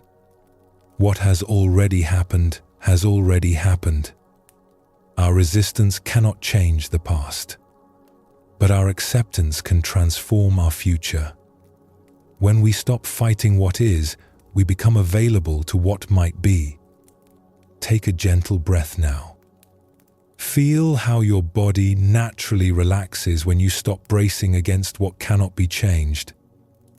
This is the physical sensation of letting go. Not collapse, but a wise yielding that conserves your energy for what truly matters. There is another dimension to this teaching about letting go that Zen Buddhism offers us. It is the understanding that our need to control outcomes often prevents us from discovering the natural perfection that wants to emerge. When we can work with what appears instead of forcing predetermined results, we often create something far more beautiful than we could have planned. Let us explore another story that shows how this teaching transformed the work of a master craftsman. Master Aishin was known throughout the region as the most skilled calligrapher in generations. People would travel for days to commission a piece of his work, and his scrolls were treasured by collectors and temples alike.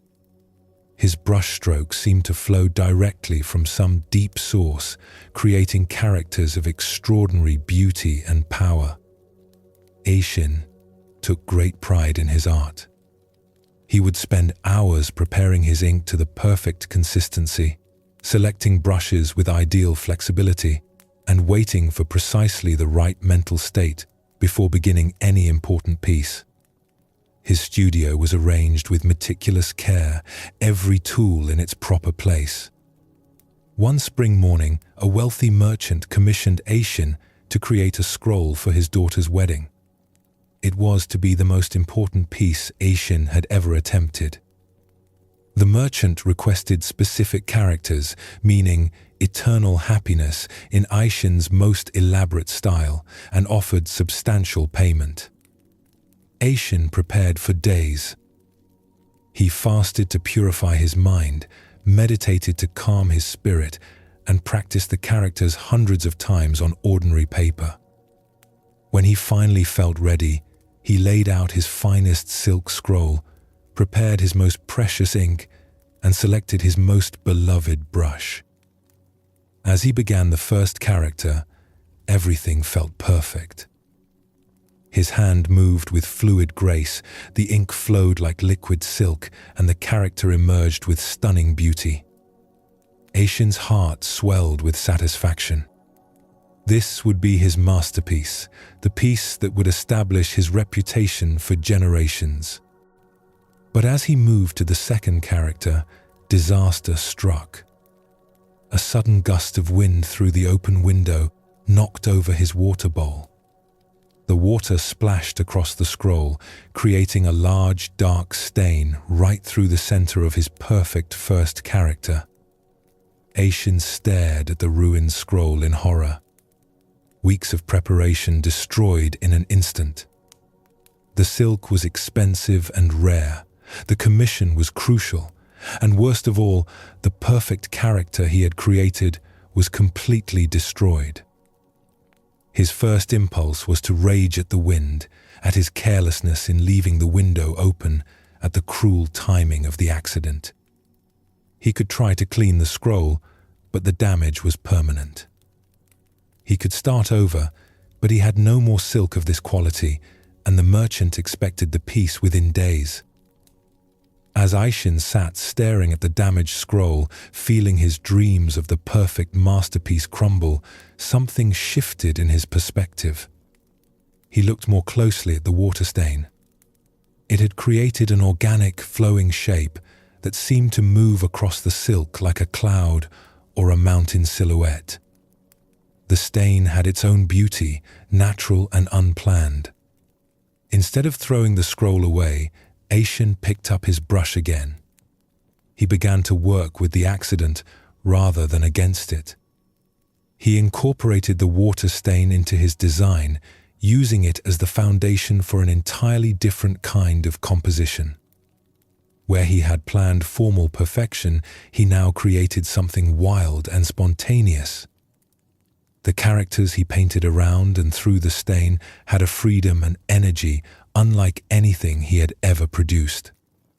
Instead of trying to control every brushstroke, he let his hand respond to what was already on the silk. The accident became a partner in creation rather than an enemy of it. When Eishin finished, he had created something far more beautiful than his original plan.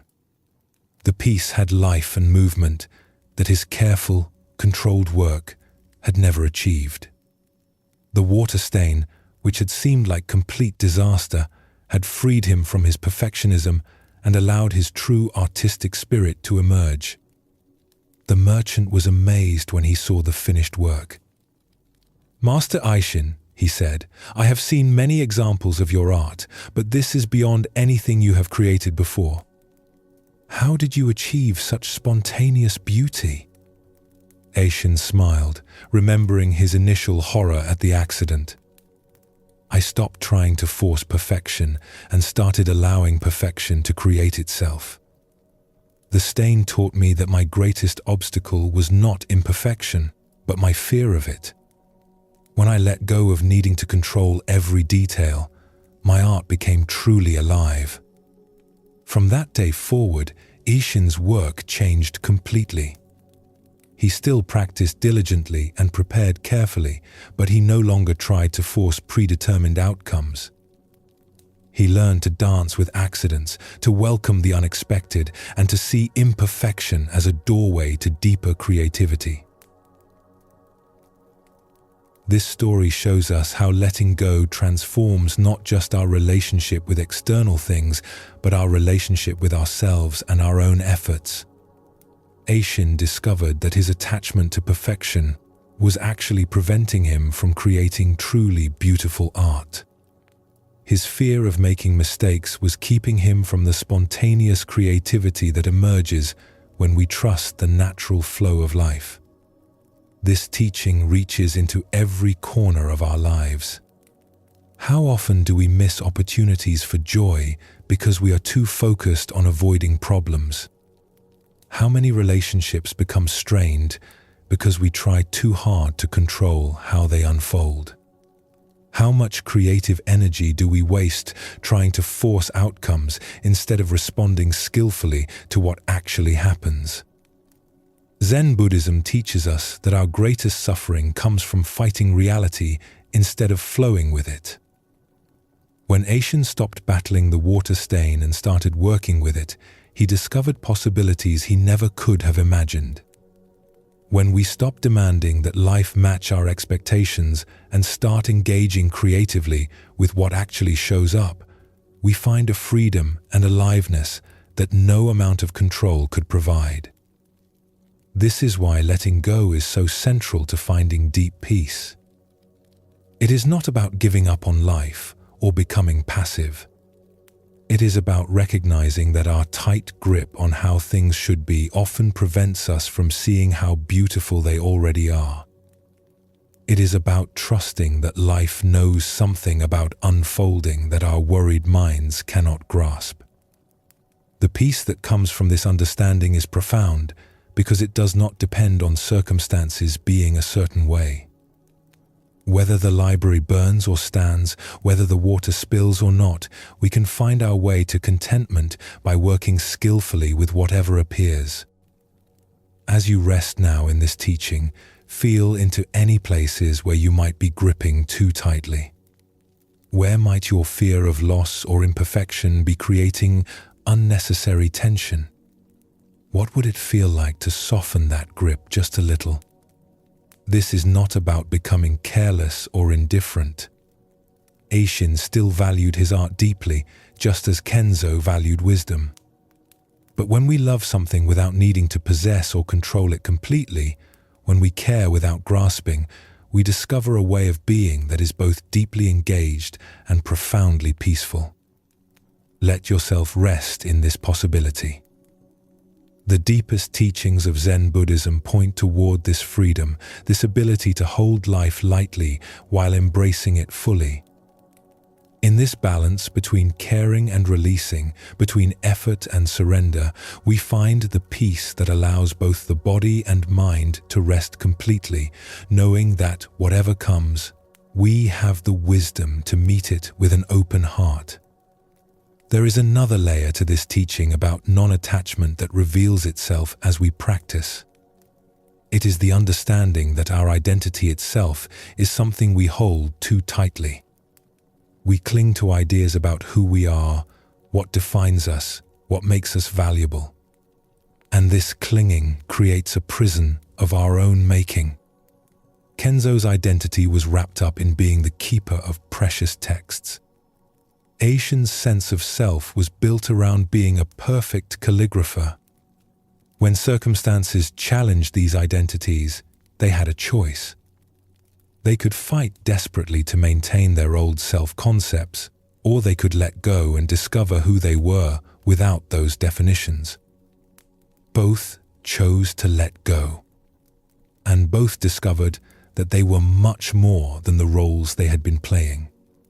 Kenzo found he was not just a librarian, but a living embodiment of wisdom. Aishin discovered he was not just a craftsman of perfect strokes, but an artist capable of spontaneous beauty. This teaching invites us to examine our own attachments to identity. Who would you be if you lost your job title? Your role in your family? Your achievements or possessions?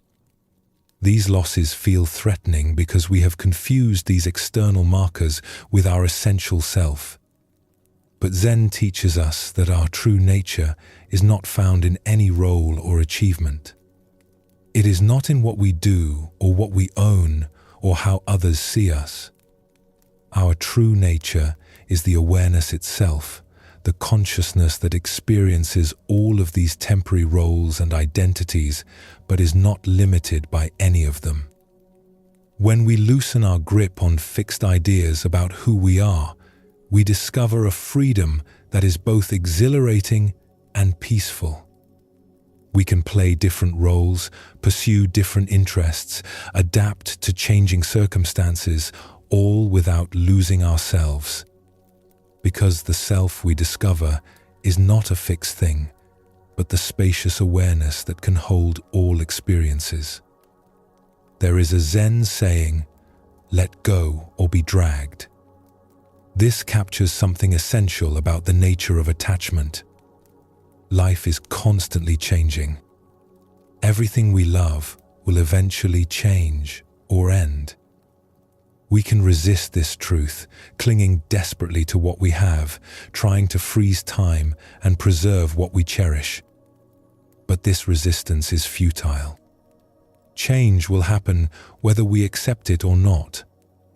The question is whether we will let go gracefully and move with the current of change, or whether we will cling and be dragged painfully through inevitable transformations. This is our choice in every moment. Kenzo let go. He did not try to run back into the burning building to save his precious books. He did not spend years mourning what was lost or raging against the unfairness of it. He released his attachment and immediately found peace. This does not mean he did not care about the books. He had devoted 40 years to collecting them, but he cared about them without clinging to them. When they were gone, he could appreciate what they had given him while they were present, and he could release them when they were not. This is the practice of non-attachment. Not caring less, but caring without clinging. Not loving less deeply, but loving without the fear and possessiveness that turn love into suffering. Not working less diligently, but working without being enslaved by our need for specific outcomes. In Zen practice, we learn non-attachment through many small moments of letting go. We sit in meditation and watch thoughts arise and pass. We do not cling to pleasant thoughts or push away unpleasant ones. We simply watch them come and go like clouds passing through the sky. This is training. Each time we release a thought without following it, we are practicing non-attachment. Each time we notice an emotion arising and allow it to be present without trying to hold on to it or push it away, we are learning to hold life lightly. Over time, this practice in meditation extends into daily life. We begin to notice when we are gripping too tightly, when we are trying to control what cannot be controlled, when we are creating suffering through our attachments, and gradually, we learn to release, to soften, to allow. This does not happen all at once. Non-attachment is not a state we achieve once and maintain forever. It is a practice, a way of being that we return to again and again. Each moment offers a new opportunity to either grip or release, to cling or allow, to suffer from our attachments or find freedom in letting go. As you rest here now, notice if there are places in your body where you are holding tension. Often, physical holding reflects mental and emotional holding. See if you can soften those places, releasing the grip without forcing anything. This is the practice of non-attachment in its most immediate form. Learning to release what we do not need to hold. The peace that comes from practicing non-attachment is unlike any other peace. It does not depend on circumstances being a certain way. It does not require that we get what we want or avoid what we fear. It is the peace of being okay with whatever comes because we know we can work skillfully with any situation. Aishin found this peace when he stopped demanding that his art be perfect according to his preconceived ideas. He discovered he could create beauty with accidents as easily as with careful planning. This freed him from the constant anxiety of trying to control every detail. Kenzo found this peace when he realized that wisdom was not in books, but in being. He could release the books because he had never truly needed them. What was essential had always been present, could never be lost to fire or any other disaster. This is what Zen Buddhism offers us. Not the promise that we will never experience loss or that life will always go our way, but the wisdom to meet whatever comes with an open heart and steady mind. The capacity to appreciate beauty while it is here and release it gracefully when it goes. The freedom to love deeply without the fear and clinging that turn love into bondage. Let your body settle more deeply now into rest. Feel how releasing unnecessary tension allows for a deeper relaxation. This is true for the mind and heart as well. When we release our tight grip on how things should be, we discover a relaxation and ease that goes all the way to our core. The path of Zen invites us to hold all things lightly. Our identities, our possessions, our plans, our preferences. Not because these things do not matter, but because holding them tightly causes suffering while holding them lightly allows for peace. In this light holding, we find the balance between engagement and freedom. We can care deeply and work diligently while remaining free from the anxiety of attachment. We can love fully while allowing the natural changes that come to all things. We can value beauty without needing to possess it forever. This is the wisdom of non-attachment, and it is available to us in every moment, every breath, every gentle release of what we do not need to hold. Rest in this wisdom now, and let it carry you into the peace that waits patiently at the heart of all things. In Zen Buddhism, there is a teaching that at first seems sad, but reveals itself as profoundly beautiful. It is the teaching of impermanence, the understanding that all things change, all things pass, nothing lasts forever. This might sound like a recipe for sorrow, but Zen shows us something unexpected. The temporary nature of things is not the enemy of beauty or joy. It is actually what makes them precious. Think about a rainbow. Would you love it less because you know it will fade? Or does its fleeting nature make it even more special? When we see a rainbow, we stop what we are doing to appreciate it because we know this moment will not last. The impermanence does not diminish the beauty. It intensifies it. This is true for everything in life. The cherry blossoms that bloom for just a few weeks each spring are treasured precisely because they are brief. If they bloomed all year, we would barely notice them. Their temporary nature reminds us to pay attention, to be present, to appreciate this moment while it is here. Zen Buddhism teaches us that when we truly understand impermanence, we do not love things less. We love them more fully. We stop taking moments for granted because we know each one is unique and will never come again. We treasure our relationships because we understand that our time together is limited. We find ourselves awake to life instead of sleepwalking through it. Let us explore a story that shows how this teaching transformed the way a master gardener related to beauty itself. There once lived a master gardener named Yuki who was famous throughout the region for creating the most beautiful gardens anyone had ever seen. Her specialty was cherry trees, and people would travel from distant provinces just to walk through her gardens during the brief cherry blossom season. Yuki had spent 40 years perfecting her art. She knew exactly which varieties of cherry trees would bloom at different times, creating waves of color that lasted for weeks. She understood how to shape the trees so their blossoms would frame mountain views perfectly. She had created stone paths that guided visitors to see each tree from its most beautiful angle. But Yuki had a problem that troubled her deeply. Every year, just as her gardens reached their peak beauty, the cherry blossoms would begin to fall. Within days, the magnificent display she had worked all year to create would be gone, leaving only green leaves where stunning flowers had been.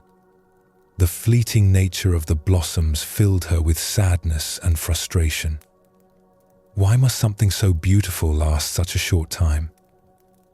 She would ask herself as she swept fallen petals from her paths. If only I could make the blossoms stay longer, then people could truly appreciate their beauty. Yuki began experimenting with ways to extend the blooming period. She tried different fertilizers, built small shelters to protect the flowers from wind and rain, and even attempted to coat some blossoms with a clear substance to preserve them. But nothing worked. The cherry blossoms followed their natural rhythm, blooming gloriously and then falling away, regardless of her efforts to control them. One spring morning, as Yuki was sadly sweeping up another pile of fallen petals, an old monk appeared on the path. He was walking slowly, stopping frequently to look at the trees, even though most of the blossoms had already fallen. "Excuse me," Yuki called to him. "You have come too late. The peak blooming was last week. There is not much left to see now." The monk looked surprised. "Too late? But I can see many beautiful things right now." He gestured toward a tree where the last few blossoms clung to branches that were already showing fresh green leaves. "Look how lovely this is. The old blossoms saying goodbye, while new life begins." Yuki looked where he was pointing, but saw only the remnants of what had been much more beautiful days earlier. "But you should have seen it last week when all the trees were in full bloom. That was when it was truly magnificent." The old monk smiled and sat down on a stone bench beneath the nearly bare tree. "Tell me about that day." Yuki's eyes lit up as she described the peak bloom. Every tree was covered in perfect pink and white flowers. The air was filled with their delicate fragrance. Visitors walked the paths in wonder, some of them with tears in their eyes from the beauty. It was like paradise itself. "It sounds wonderful," the monk said. "And how did you feel during that perfect day?" Yuki paused, remembering. "I felt anxious, actually. Even while people were praising the beauty, I was worried about how long it would last. I kept looking for signs that the petals were beginning to fall. I could not fully enjoy the moment because I was already dreading its end." The monk nodded thoughtfully. "And how do you feel now, a week later?" "Sad. Empty. Like the whole year of work was wasted because the beauty was so brief." The old monk was quiet for a long moment, watching a few remaining petals drift slowly to the ground. Then he asked, "What if the shortness of the blooming is not the enemy of beauty, but the source of it?" Yuki looked confused. "What do you mean?" "Tell me," the monk said. "Would people travel from distant provinces to see cherry blossoms if they bloomed all year long? Would visitors walk your paths with tears in their eyes if the flowers lasted for months? Would you treasure the sight of full bloom if it was always available?" Yuki had never considered this perspective. "I suppose not. If cherry blossoms bloomed constantly, they would become ordinary." "Exactly," the monk smiled. "The very thing that causes you sadness, the brief nature of the blossoms, is what makes them so precious. Their beauty is inseparable from their impermanence. When people see cherry blossoms, they are not just seeing pretty flowers. They are seeing the truth that all beautiful things pass away, and this knowledge makes the beauty even more meaningful." He gestured toward the nearly bare tree above them. "This tree will give you a new gift now.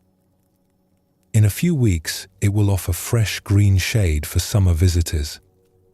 In autumn, it will display brilliant colored leaves. In winter, it will show you the elegant structure of its bare branches. Each season has its own beauty, but only because each season lets go when its time is finished." As they sat together, Yuki began to see her garden with different eyes. The fallen petals on the path were not just debris to be cleaned up, but evidence of beauty that had been fully expressed and completed. The green leaves beginning to emerge were not inferior replacements for flowers, but the next chapter in the tree's ongoing story. "I have been fighting against the very thing that makes my garden special," she realized. "I wanted to stop time at the moment of peak beauty, but that would destroy what makes the beauty powerful." The monk stood up to continue his walk. The cherry blossoms have been teaching the deepest truth about life for centuries. They show us that because things pass away, each moment is irreplaceable. Because beauty is temporary, it deserves our complete attention and appreciation. When we truly understand impermanence, we do not love things less. We love them more fully. From that day forward, Yuki's relationship with her garden completely transformed. She still worked carefully to create the best conditions for blooming, but she no longer fought against the natural cycle of flowering and fading.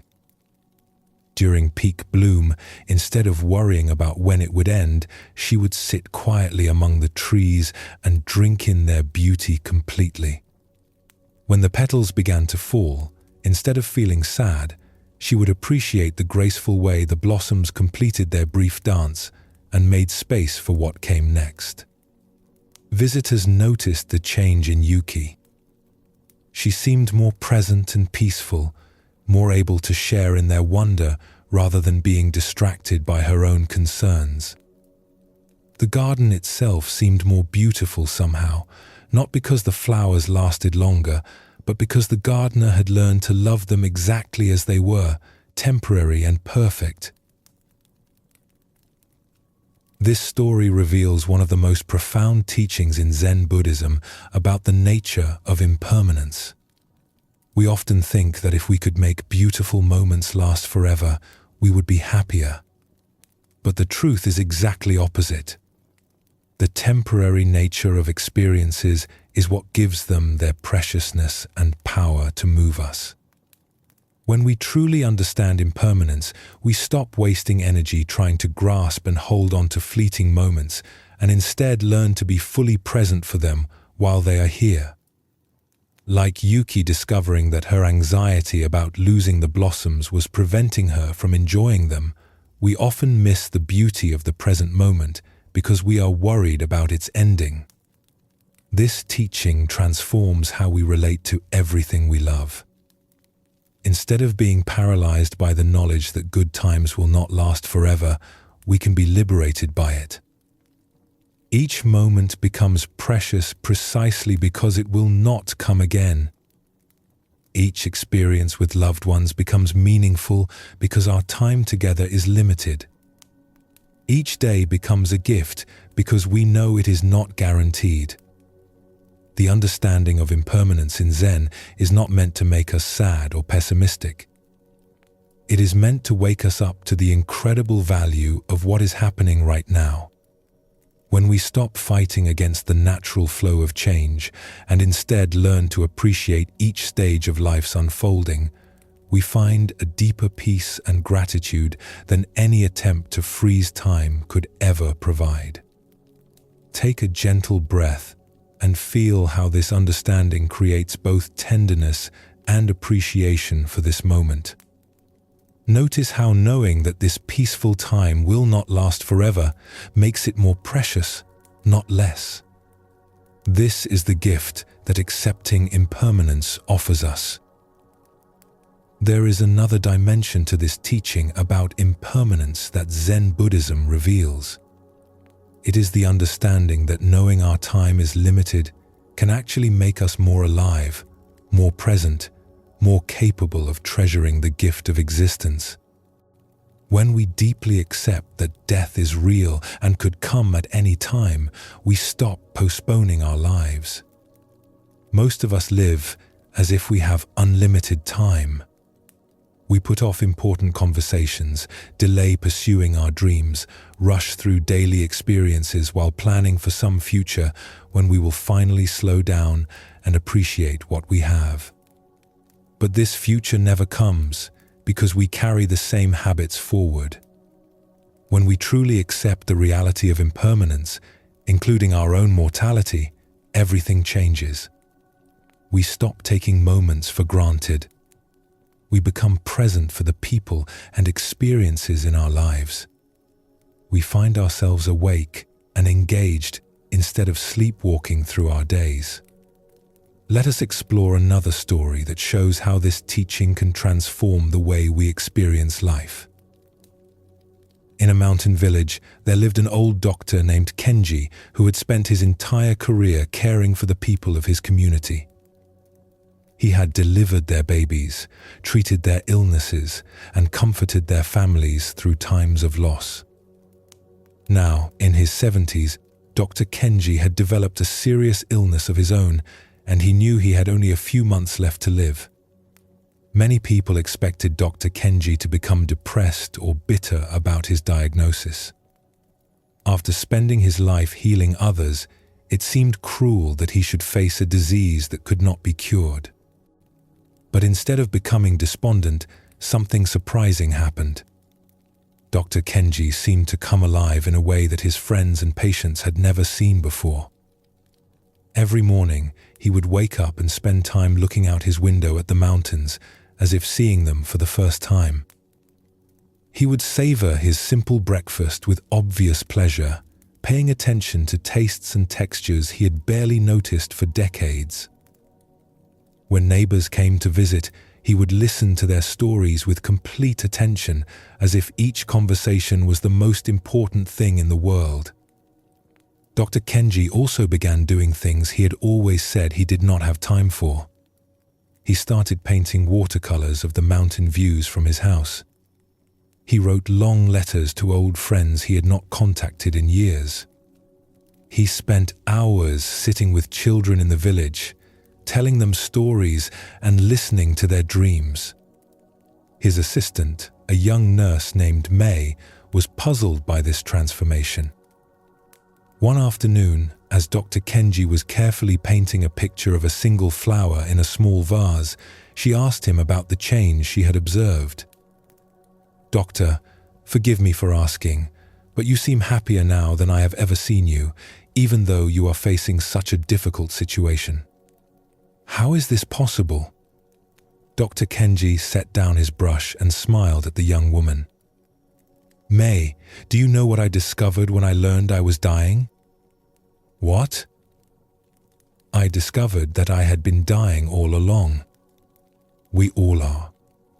The only difference is that now I know approximately how much time I have left, and this knowledge has become a great teacher." May looked confused, so Dr. Kenji continued. "For 70 years, I lived as if I had unlimited time. I would put off conversations with old friends, thinking I would call them next month. I would rush through meals to get to the next task, assuming I could enjoy food properly someday when I was not so busy. I would notice beautiful sunsets, but barely pause to appreciate them, believing there would always be another sunset tomorrow." He gestured toward the flower he had been painting. "But when you know your time is limited, everything becomes precious. This flower will fade in a few days, and I might not be here to see many more flowers after that. So I paint it now, with complete attention, as if it is the most important flower that ever bloomed." Dr. Kenji stood up and walked to the window. "Look at those mountains, May. I have seen them every day for 40 years, but I was usually too preoccupied to really see them. Now that I know I will not be looking at them much longer, each time I see them feels like a miracle." May began to understand. "You are saying that knowing about death makes life more meaningful?" "Not just knowing about death intellectually, but really accepting that our time is limited," Dr. Kenji clarified. "Most people know they will die someday, but they live as if they have forever. When you truly accept impermanence, not as a sad fact, but as the thing that makes each moment irreplaceable, everything changes." He returned to his painting, adding careful details to the flower's petals. "I am not happy because I am dying, May. I am happy because I am finally truly living. For the first time in decades, I am not postponing my life, waiting for some perfect moment to begin appreciating what I have. I am here now, completely present for whatever time remains." Over the following weeks, May watched Dr. Kenji continue to embrace each day with remarkable presence and gratitude. He never seemed to waste a moment on regret or self-pity. Instead, he poured his full attention into whatever he was doing, whether it was having a conversation, eating a meal, or simply watching clouds move across the sky. When Dr. Kenji's condition worsened and he became bedridden, his approach remained the same. He would listen carefully to the sounds outside his window, appreciating birdsong and wind in the trees as if they were precious music. When visitors came, he would look into their eyes with complete attention, making each person feel like they were the most important person in the world. On his final day, Dr. Kenji called May to his bedside. "I want to thank you for caring for me during these months," he said. "And I want to share one last thing with you." "What is that, doctor?" "Do not wait until you are dying to start really living. The knowledge that time is precious does not have to come from a terminal diagnosis. Every day is terminal in the sense that each day that passes is gone forever. If you can remember this, not as a morbid thought, but as a reminder of how valuable each moment is, you will live more fully than most people ever do. Dr. Kenji died peacefully that evening, and those who had witnessed his final months said they had never seen anyone face death with such grace and aliveness. His example became a teaching for the entire village about how understanding impermanence can transform the way we experience life. This profound story shows us how accepting the reality of death can paradoxically make us more alive. Dr. Kenji's transformation illustrates one of the most important insights in Zen Buddhism. When we truly understand that our time is limited, we stop taking moments for granted and begin to experience life with much greater richness and presence. Most of us live with what we might call an illusion of immortality. We know intellectually that we will not live forever, but we behave as if we have unlimited time.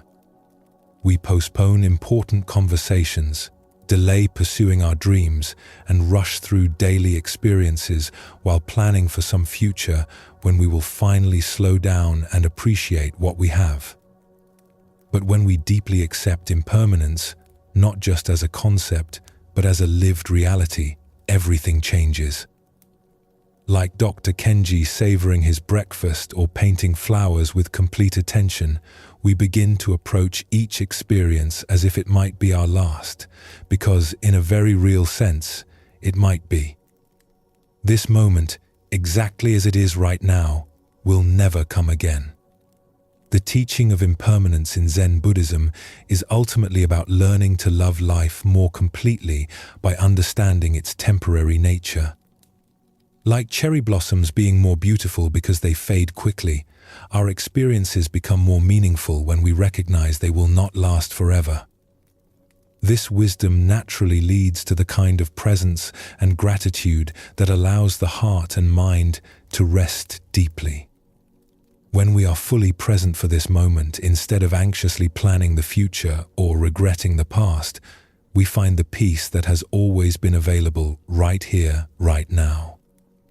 As you settle into this teaching, feel how accepting impermanence creates a sense of both tenderness and appreciation for your life exactly as it is. You do not need to wait for perfect circumstances or a diagnosis to begin treasuring each breath, each moment of awareness, each opportunity to experience the simple miracle of being alive. Let your awareness rest in this moment. Notice the sensation of breathing. Feel the surface supporting your body. Hear whatever sounds are present. This moment, exactly as it is already complete. It does not need to last forever to be perfect. Its very impermanence makes it precious. The cherry blossoms bloom and fall. The seasons turn. All things arise and pass away. This is not a tragedy. It is the nature of existence. And when we stop fighting against this truth, when we learn to appreciate the beauty of impermanence itself, we find a peace that embraces all of life, the blooming and the fading, the arriving and the leaving, the living and the dying. Rest in this understanding. You are alive in this moment. That is enough. That has always been enough. And the wisdom to know this is what Zen Buddhism offers, not as something far away or difficult to achieve, but as the natural recognition that comes when we finally stop running from impermanence and learn to dance with it instead. Breathe gently. Rest deeply. And know that this moment, fleeting as it is, contains everything you need to be at peace. In Zen Buddhism, there is an important distinction between two kinds of knowledge. The first is knowledge about something, the information and concepts we gather in our minds. The second is direct knowing, the intimate understanding that comes from lived experience. This difference might seem subtle, but it is actually the difference between reading about water and drinking it, between studying love and loving someone. We live in a time when information is everywhere. We can learn about anything with a few clicks. We can read books about meditation, study theories about enlightenment, memorize teachings from ancient masters. But Zen asks us a challenging question. Does all this knowledge about spiritual truth bring us any closer to experiencing truth directly? A person can read 1,000 books about swimming and never get wet. They can study the physics of water, learn the proper techniques, memorize every stroke. But until they actually enter the water and swim, all that knowledge remains abstract. It is the same with Zen practice. We can study Buddhism for years and still remain strangers to the very truth the teachings point toward. This is why Zen emphasizes direct experience over intellectual understanding. The teachings are like fingers pointing at the moon. They are useful guides, but if we spend all our time studying the finger, we miss the moon entirely. At some point, we must stop reading about truth and start experiencing it for ourselves. Let us explore a story that shows the difference between these two kinds of knowing. Deep in the mountains, there lived a scholar named Hayato who had devoted his entire life to studying Buddhist philosophy. His small house was packed from floor to ceiling with ancient texts, commentaries, and volumes of teachings from every school of Buddhist thought. He could recite complex arguments from memory and explain the most subtle points of doctrine with impressive precision. Hayato spent his days reading, taking notes, and writing his own commentaries on the great works of Buddhist literature. He had developed a reputation as one of the most learned Buddhist scholars in the region. Students would occasionally make the difficult journey to his mountain retreat to study with him, hoping to benefit from his vast knowledge. But despite all his learning, Hayato felt something was missing. His understanding was complete in theory, but he often felt as confused about life as anyone else. When faced with daily problems or difficult emotions, his scholarly knowledge seemed to offer little practical help. He could explain the nature of suffering in elaborate detail, but he still suffered. He could describe the path to enlightenment perfectly, but he felt far from enlightened. One winter morning, an old woman appeared at Hayato's door. She was bent with age, dressed in simple farmer's clothes, and carrying a small bundle of vegetables. She looked like any other village farmer, certainly not someone who would have anything to teach a great scholar. "Excuse me, sir," she said in a humble voice. "I have been walking all night through the snow, and I am very cold and tired. Might I sit by your fire for a while to warm myself?" Hayato was annoyed by the interruption to his studies, but his Buddhist training had taught him the importance of compassion. He reluctantly allowed the woman to enter and sit by his small hearth. As she warmed herself, the old woman noticed the books covering every surface of the room. "My," she said with apparent amazement, "you must be very wise to have read so many books about Buddhism." Hayato's chest swelled with pride. "Yes," he said. "I have studied Buddhist philosophy for over 30 years. I know the teachings of all the great masters. There is probably no question about Buddhist doctrine that I cannot answer." The old woman looked impressed. "How wonderful! I am just a simple farmer, but I have always wondered about something. Perhaps you could help me understand." "Of course," Hayato said, pleased to have an opportunity to demonstrate his knowledge to someone who would surely be amazed by his wisdom. The woman was quiet for a moment, staring into the fire. Then she asked, "What is Buddha?" Hayato launched into an elaborate explanation. He spoke about the historical Buddha, about Buddha nature, about the different bodies of Buddha in various philosophical systems. He quoted ancient texts and cited famous masters. He spoke for nearly an hour, covering every aspect of Buddhahood that his scholarly training had taught him. When he finished, he looked at the old woman expectantly, waiting for her to express amazement at his learning. But she simply looked confused. "I am sorry," she said apologetically, "but I still do not understand. You have told me many things about Buddha, but you have not told me what Buddha is." Hayato felt a flash of irritation.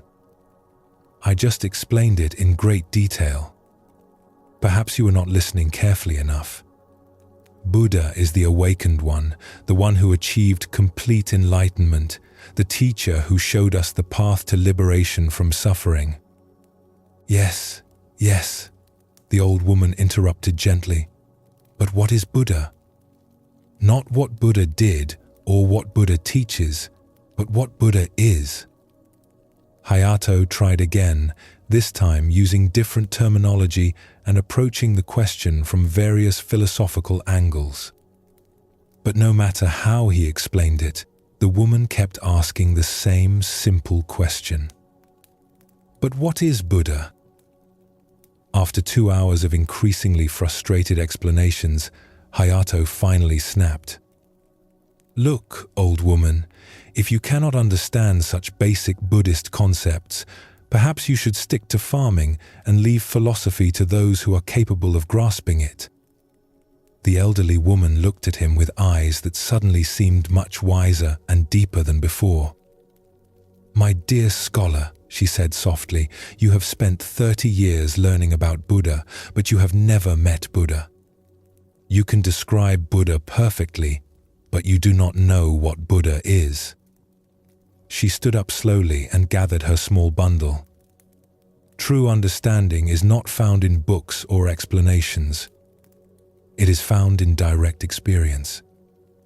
You know what Buddha did and what Buddha taught, but you do not know what Buddha is because you have never looked inside yourself to find the Buddha nature that lives there."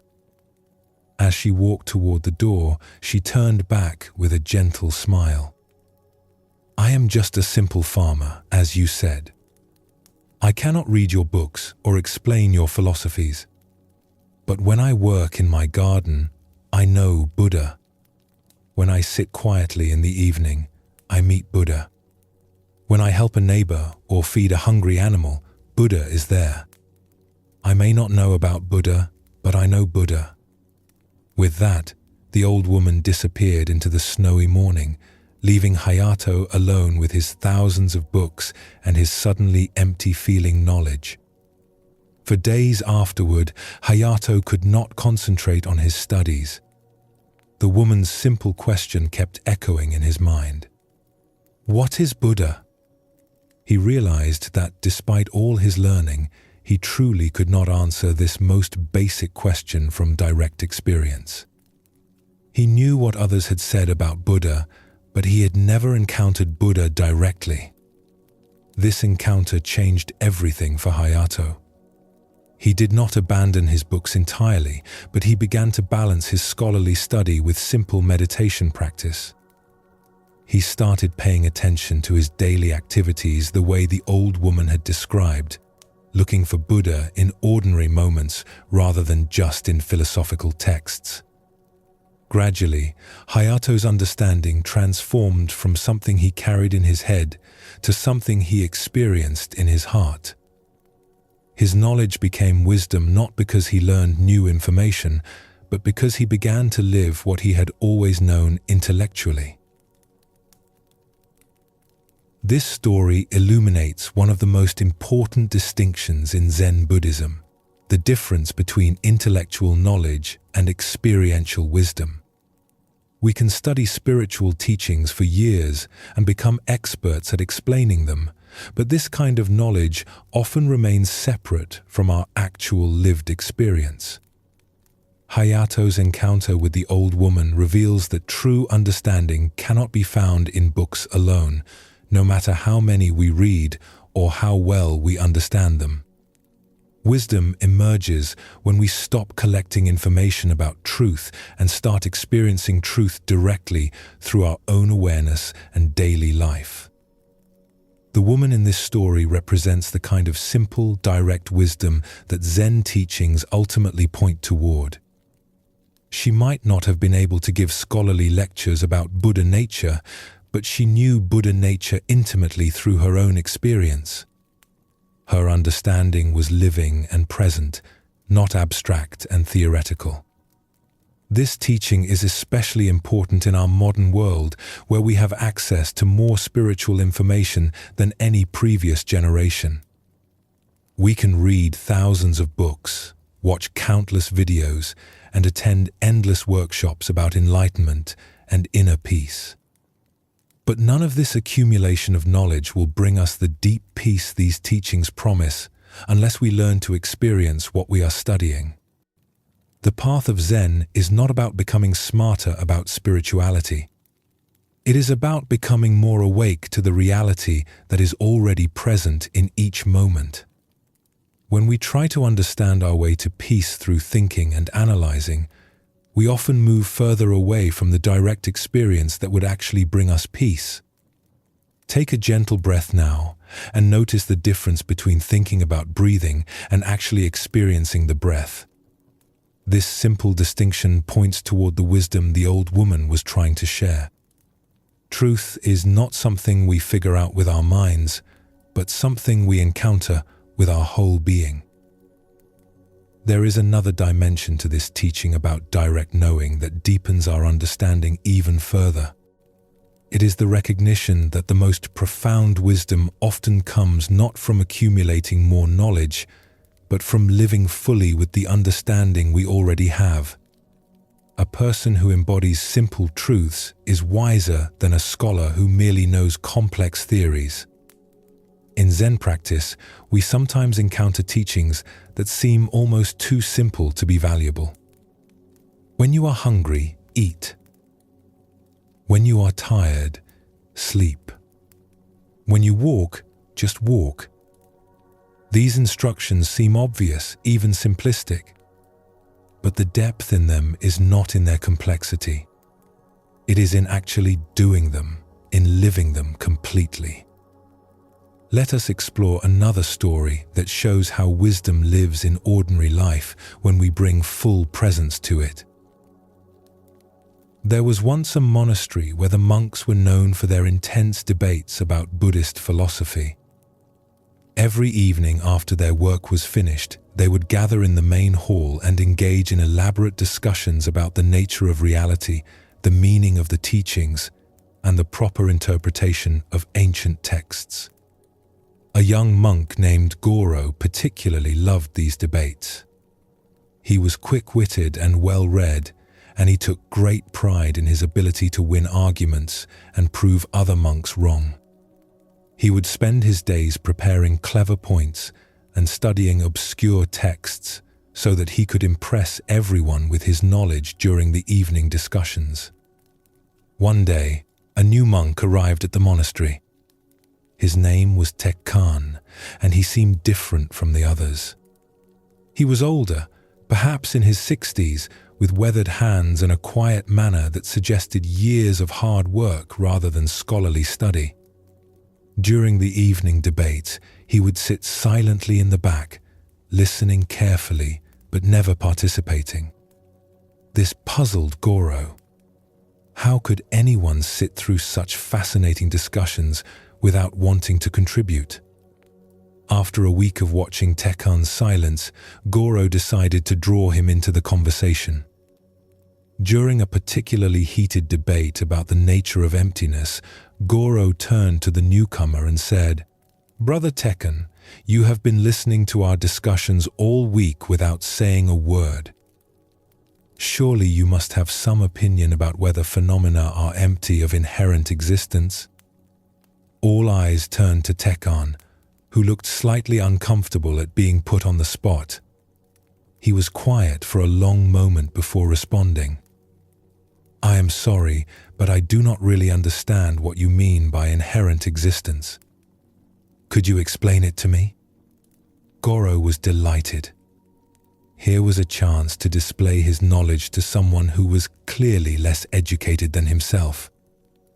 He launched into a detailed explanation of emptiness philosophy, using technical terms and citing ancient masters. When he finished, Tekkan nodded slowly. Thank you for that explanation. But I am still not sure I understand. Can you give me an example of something that has inherent existence and something that does not? Goro was happy to oblige. He spent another 20 minutes providing examples and elaborating on his philosophical understanding. But when he finished, Tekkan asked another simple question that showed he still did not quite grasp the concept. This pattern continued for several evenings.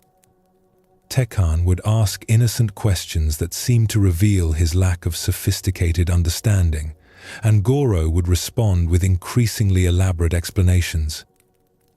The other monks began to see Tekkan as somewhat simple, unable to grasp the complex ideas that they debated so skillfully. But something strange began to happen. As Goro tried to explain these concepts to someone who seemed to know nothing about philosophy, he found himself having to examine his own understanding more carefully. Tekkan's simple questions forced him to think about what he actually meant by the words he used so confidently. One evening, Tekkan asked a question that stopped Goro in his tracks. Brother Goro, you have explained emptiness to me many times now, and I am grateful for your patience. But I wonder, when you are not explaining emptiness, when you are just living your daily life, how does this understanding change the way you experience washing dishes or sweeping floors? Goro opened his mouth to answer, but no words came. He realized that, despite all his sophisticated explanations, his understanding of emptiness had never actually changed how he experienced ordinary activities. It remained an intellectual concept separate from his lived experience.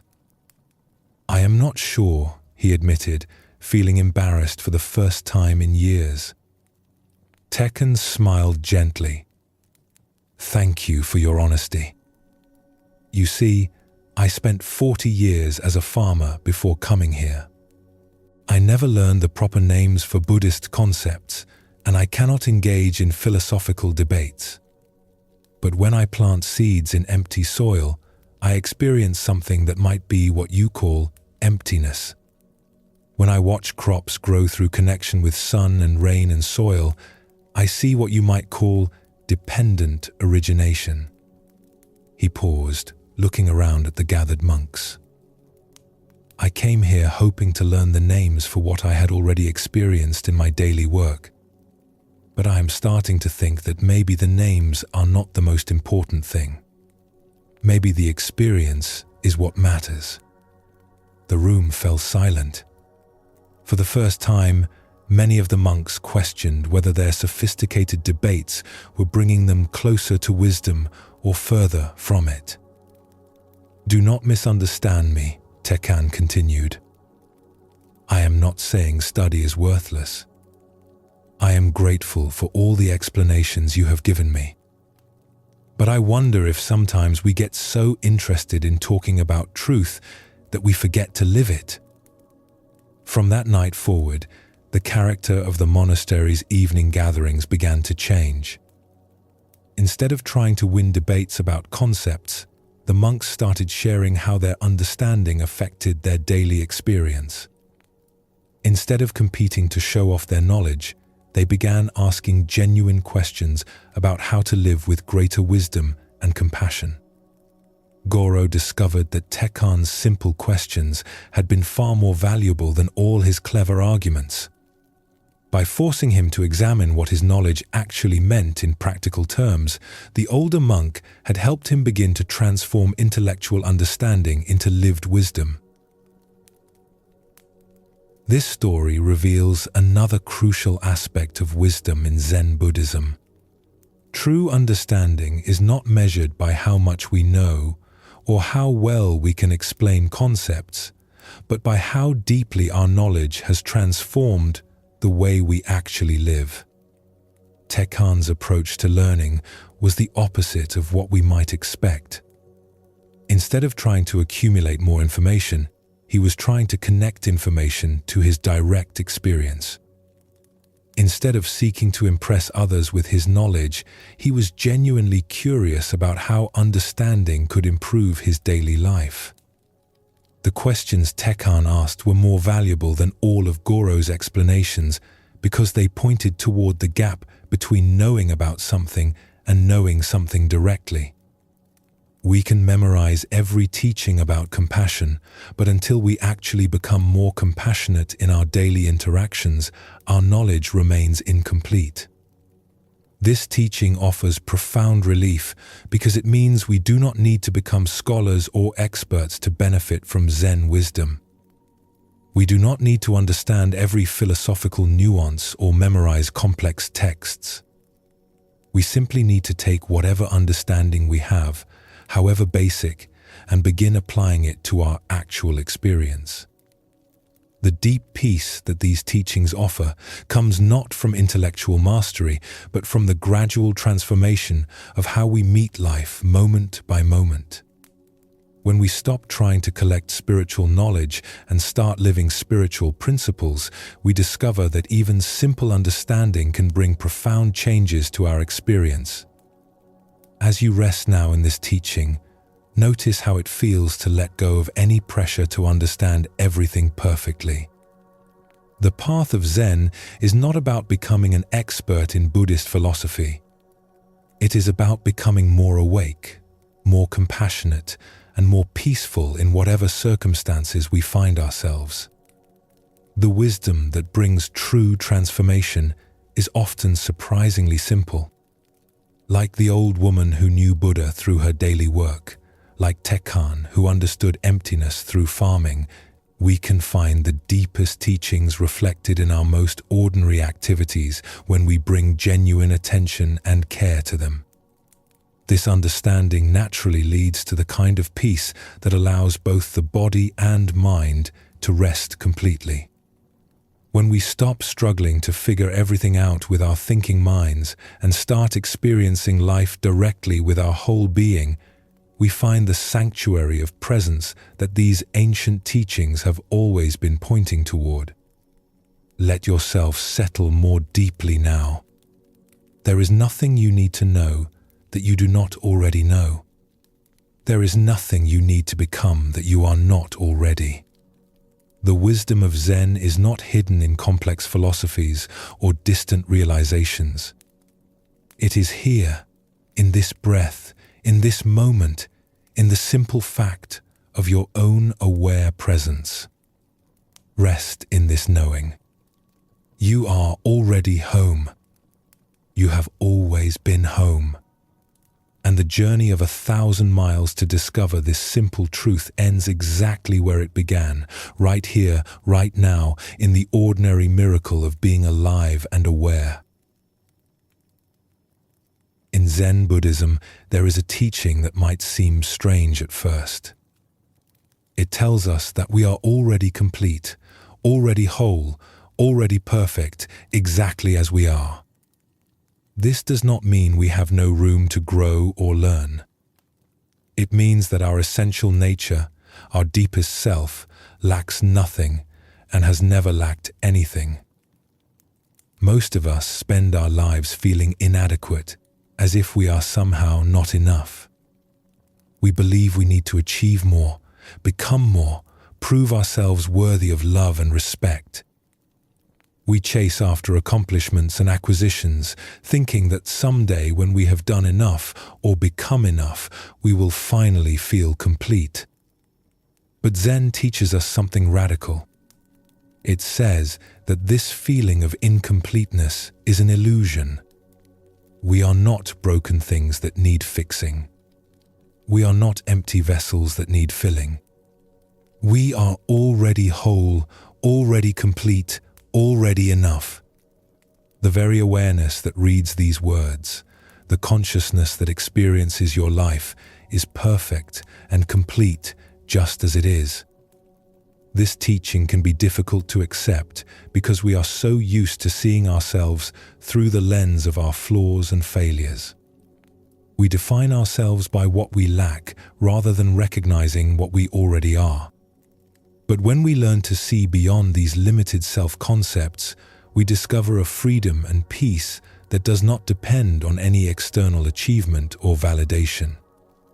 Let us explore a story that shows how this teaching transformed the way a humble worker saw himself. In the mountains above a small village lived a woodcutter named Daichi who had spent his entire life cutting and selling firewood. Every morning, he would climb the steep forest paths, select trees, and spend the day cutting and splitting wood. Every evening he would return home tired but satisfied with his simple work. Daichi had always thought of himself as just a woodcutter, nothing more. He was not educated like the village scholars, not wealthy like the merchants, not skilled like the craftsmen. When people asked him what he did, he would say simply, "I cut wood. That is all I know how to do."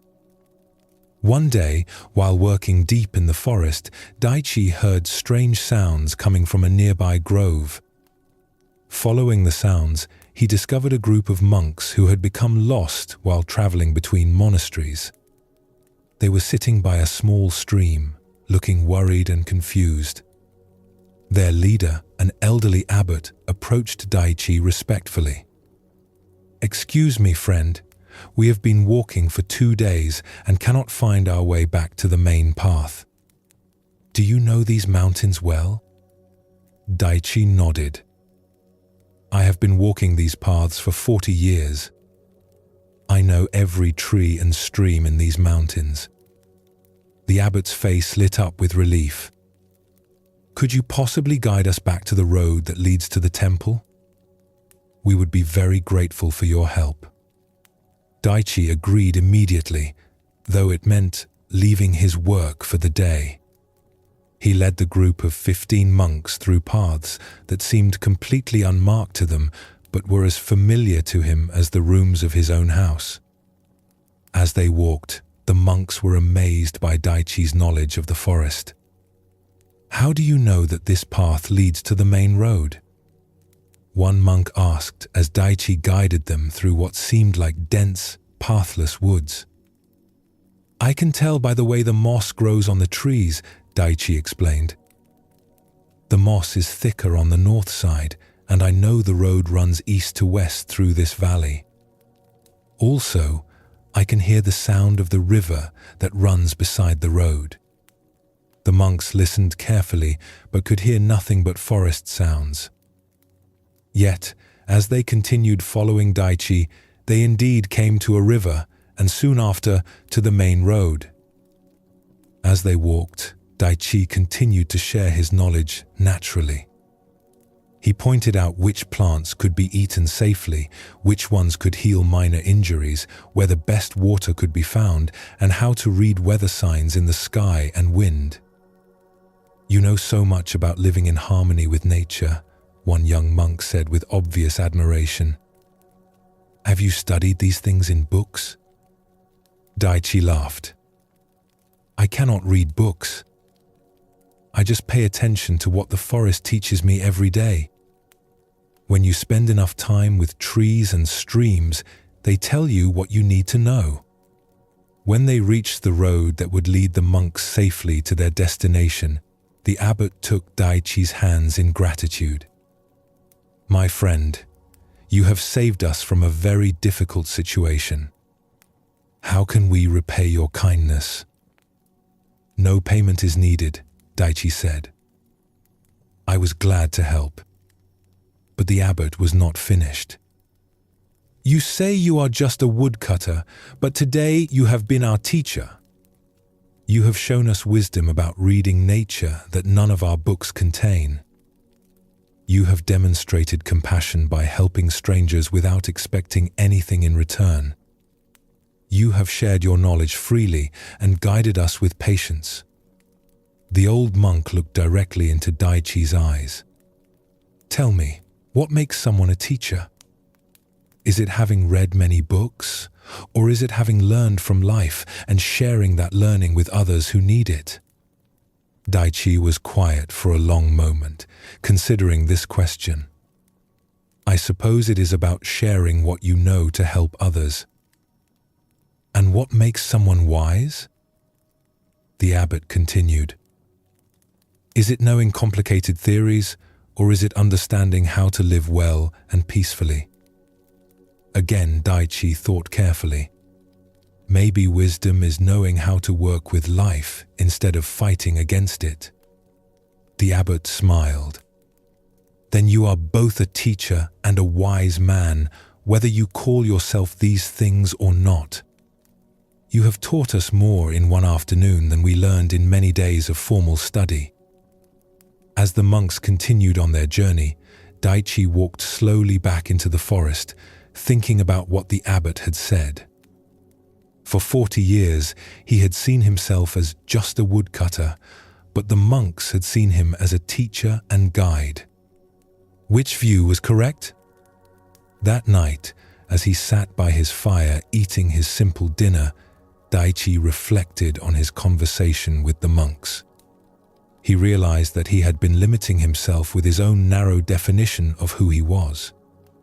He had thought that being a woodcutter was somehow less valuable than being a scholar or monk, but the abbot had helped him see that his deep knowledge and natural compassion were forms of wisdom. Over the following weeks, Daichi began to notice things about himself that he had never recognized before. When neighbors came to him for advice about practical problems, he realized he was indeed teaching. When he helped lost travelers find their way, he was demonstrating compassion. When he worked in harmony with the natural rhythms of the forest, he was practicing a form of meditation. Nothing about his daily activities had changed, but his understanding of who he was had expanded completely. He was still a woodcutter, but he was also much more. He was a teacher, a guide, a wise man, and a source of help for his community. Years later, when people would ask Daichi about the nature of identity, he would say, "I used to think I was just a woodcutter. Then I learned I was also a teacher and a wise man. But eventually I understood that all these labels are like clothes I wear. Underneath them, I am simply someone who tries to be helpful and pay attention to life.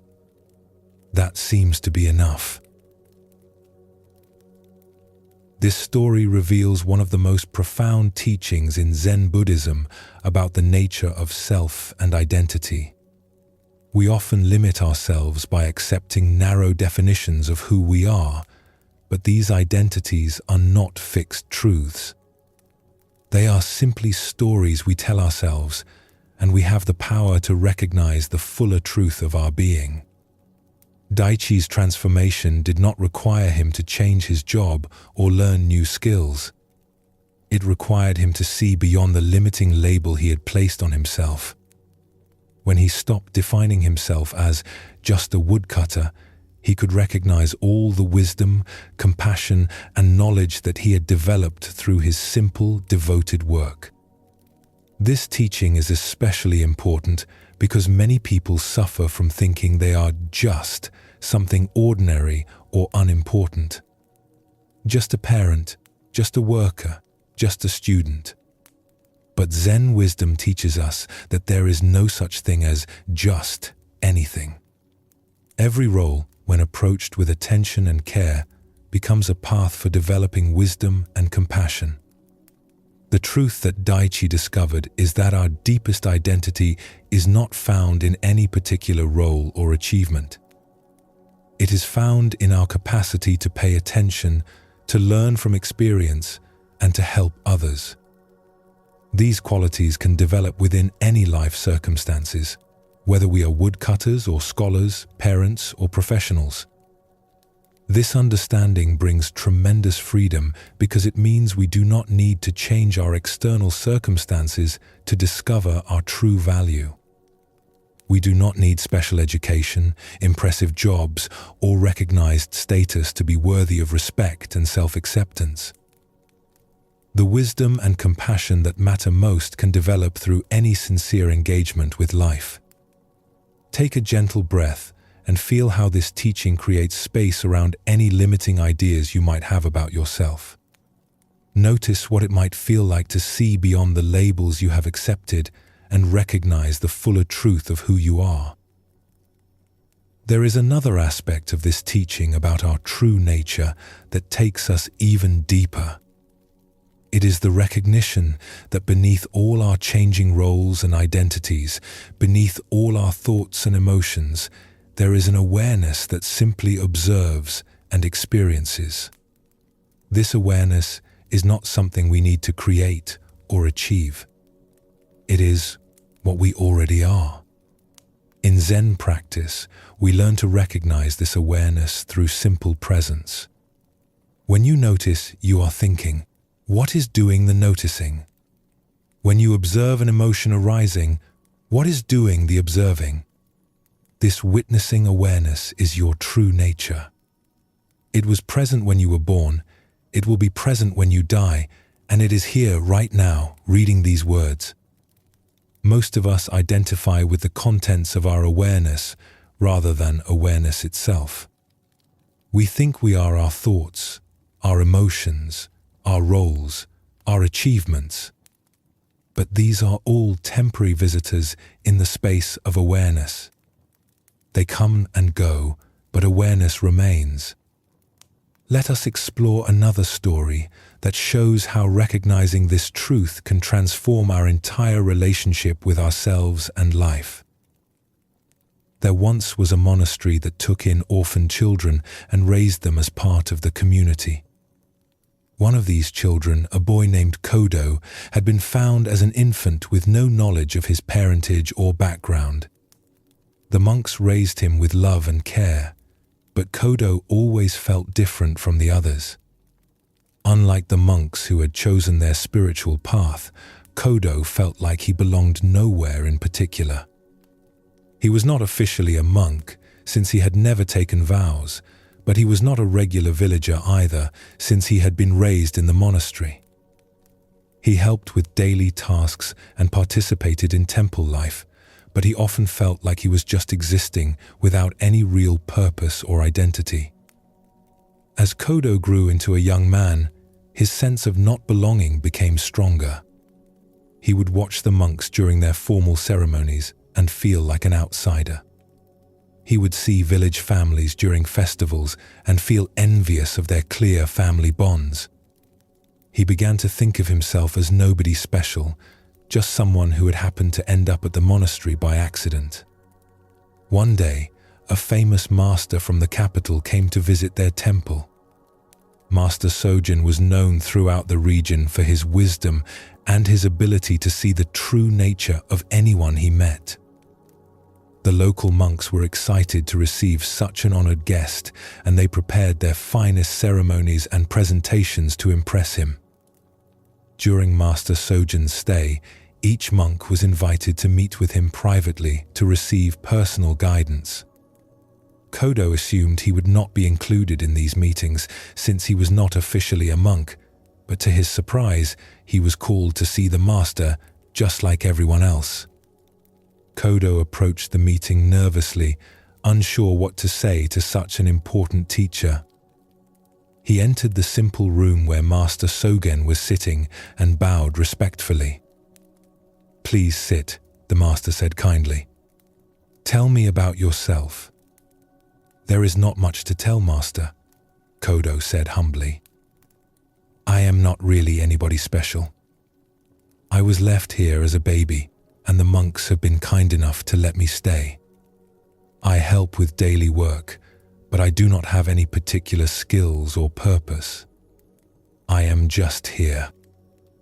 Master Sojin listened carefully to this self-description, studying Kodo's face with gentle attention. When Kodo finished, the master asked, "Who told you that you are nobody special?" Kodo felt confused by the question. Well, nobody told me directly. I just know it is true. I do not have parents or a family name. I have not taken vows or achieved anything important. I am just an orphan who lives at a monastery. I see, Master Sogen said quietly. And who told you that having parents makes someone special? Who decided that taking vows or achieving things determines a person's value? Kodo had never thought about these questions before. I suppose I just assumed these things mattered. Master Sogen smiled gently. Let me tell you what I see when I look at you. I see someone who has been shaped by daily spiritual practice since infancy. I see someone who has learned to live simply and help others without expecting recognition. I see someone who has grown up surrounded by wisdom and compassion and has absorbed these qualities naturally. The master leaned forward slightly. Most people come to spiritual practice later in life after their minds have been filled with worldly desires and confused ideas. You have been practicing from the beginning, even if you did not know that is what you were doing. Your ordinary daily life has been a form of meditation. Kodo felt confused. But I have never achieved enlightenment or had profound realizations like the stories about great masters. And how do you know that? Master Sogen asked. What do you think enlightenment looks like? Do you think it must come with dramatic visions or supernatural powers? I thought it would feel different somehow. I thought enlightened people would feel special or different from ordinary people. Master Sogen laughed softly.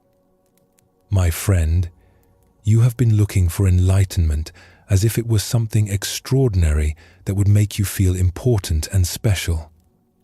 But what if enlightenment is simply the complete acceptance of being ordinary? What if wisdom is found not in feeling special, but in recognizing that everyone is already complete exactly as they are? He gestured toward the window where they could see other monks going about their daily tasks. Look at your brothers out there. They are sweeping, cooking, gardening. Are they any less wise when they are doing these simple tasks than when they are sitting in meditation? Is their Buddha nature only present during formal practice? Kodo watched the familiar scene of daily monastery life with new eyes. He began to understand what the master was pointing toward. The Buddha nature you have been seeking, Master Sogen continued, is not hidden somewhere inside you waiting to be discovered through special achievements. It is what has been looking through your eyes your whole life. It is what has been present during every moment of kindness, every act of service, every instant of simple attention to your daily tasks. Master Sogen stood up and placed a gentle hand on Kodo's shoulder. You came here telling me you are nobody special, and in a way you are absolutely right. You are not special in the way the ego wants to be special, not important in the way the mind wants to be important. But this ordinariness you are disappointed by is actually your greatest gift. You have lived your whole life without the burden of trying to become someone special, and because of that, you have remained naturally who you really are. That evening, as Kodo went about his usual tasks of helping with dinner and evening cleanup, everything felt simultaneously exactly the same and completely different. He was still doing the same work, still living the same simple life, but he was no longer waiting for something better to happen. He was no longer looking for a different identity or a special achievement to make him feel valuable. He realized that the seeking itself had been the only thing preventing him from recognizing what was already present. His true nature had been there all along, not hidden, but so obvious that he had overlooked it while searching for something more impressive. This story reveals the deepest teaching about our true nature in Zen Buddhism. We often think we need to become someone special, achieve something important, or have dramatic spiritual experiences to be worthy or complete. But the truth is exactly the opposite. Our true nature is already present, not as something extraordinary, but as the ordinary awareness that experiences our daily life. Kodo's journey shows us how our seeking for a special identity can actually prevent us from recognizing the natural completeness that is already here. When we stop trying to become someone important and instead appreciate who we already are, we discover that we were never actually lacking anything. This teaching brings immense relief because it means we do not need to wait for some future achievement or realization to be fundamentally okay. We do not need to earn our worth through accomplishments or spiritual attainments. The awareness that is reading these words right now, the consciousness that experiences your thoughts and feelings, is already complete and perfect, just as it is. The path of Zen is not about becoming enlightened, but about recognizing the enlightenment that is already present. Not about achieving a special state, but about seeing through the illusion that we need a special state to be complete. Like Kodo, we often overlook our natural wholeness while searching for something more impressive. This recognition is the greatest gift these ancient teachings offer. Not techniques for becoming better, but the wisdom to see that underneath all our ideas about ourselves, we are already whole. This wholeness is what allows us to rest completely, knowing that we are home exactly where we are. As you settle into this teaching now, feel into the possibility that you are already exactly who you are meant to be.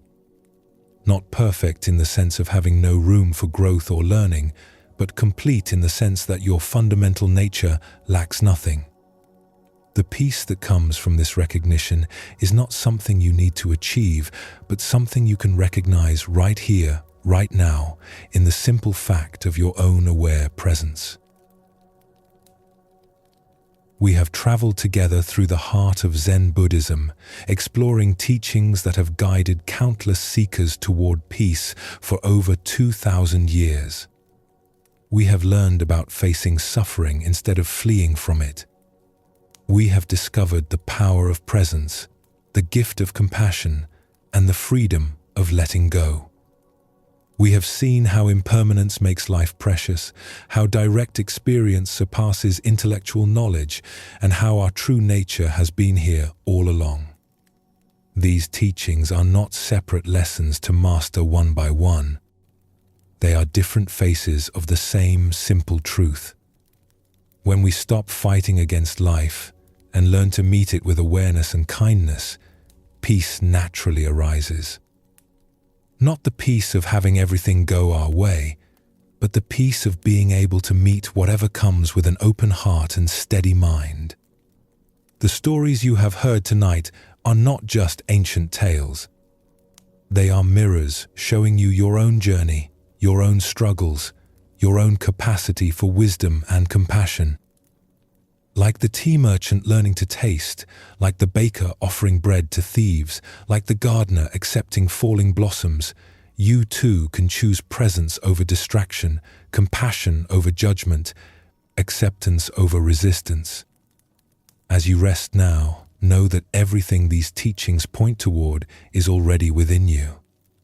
The peace you seek is not hiding in some distant future.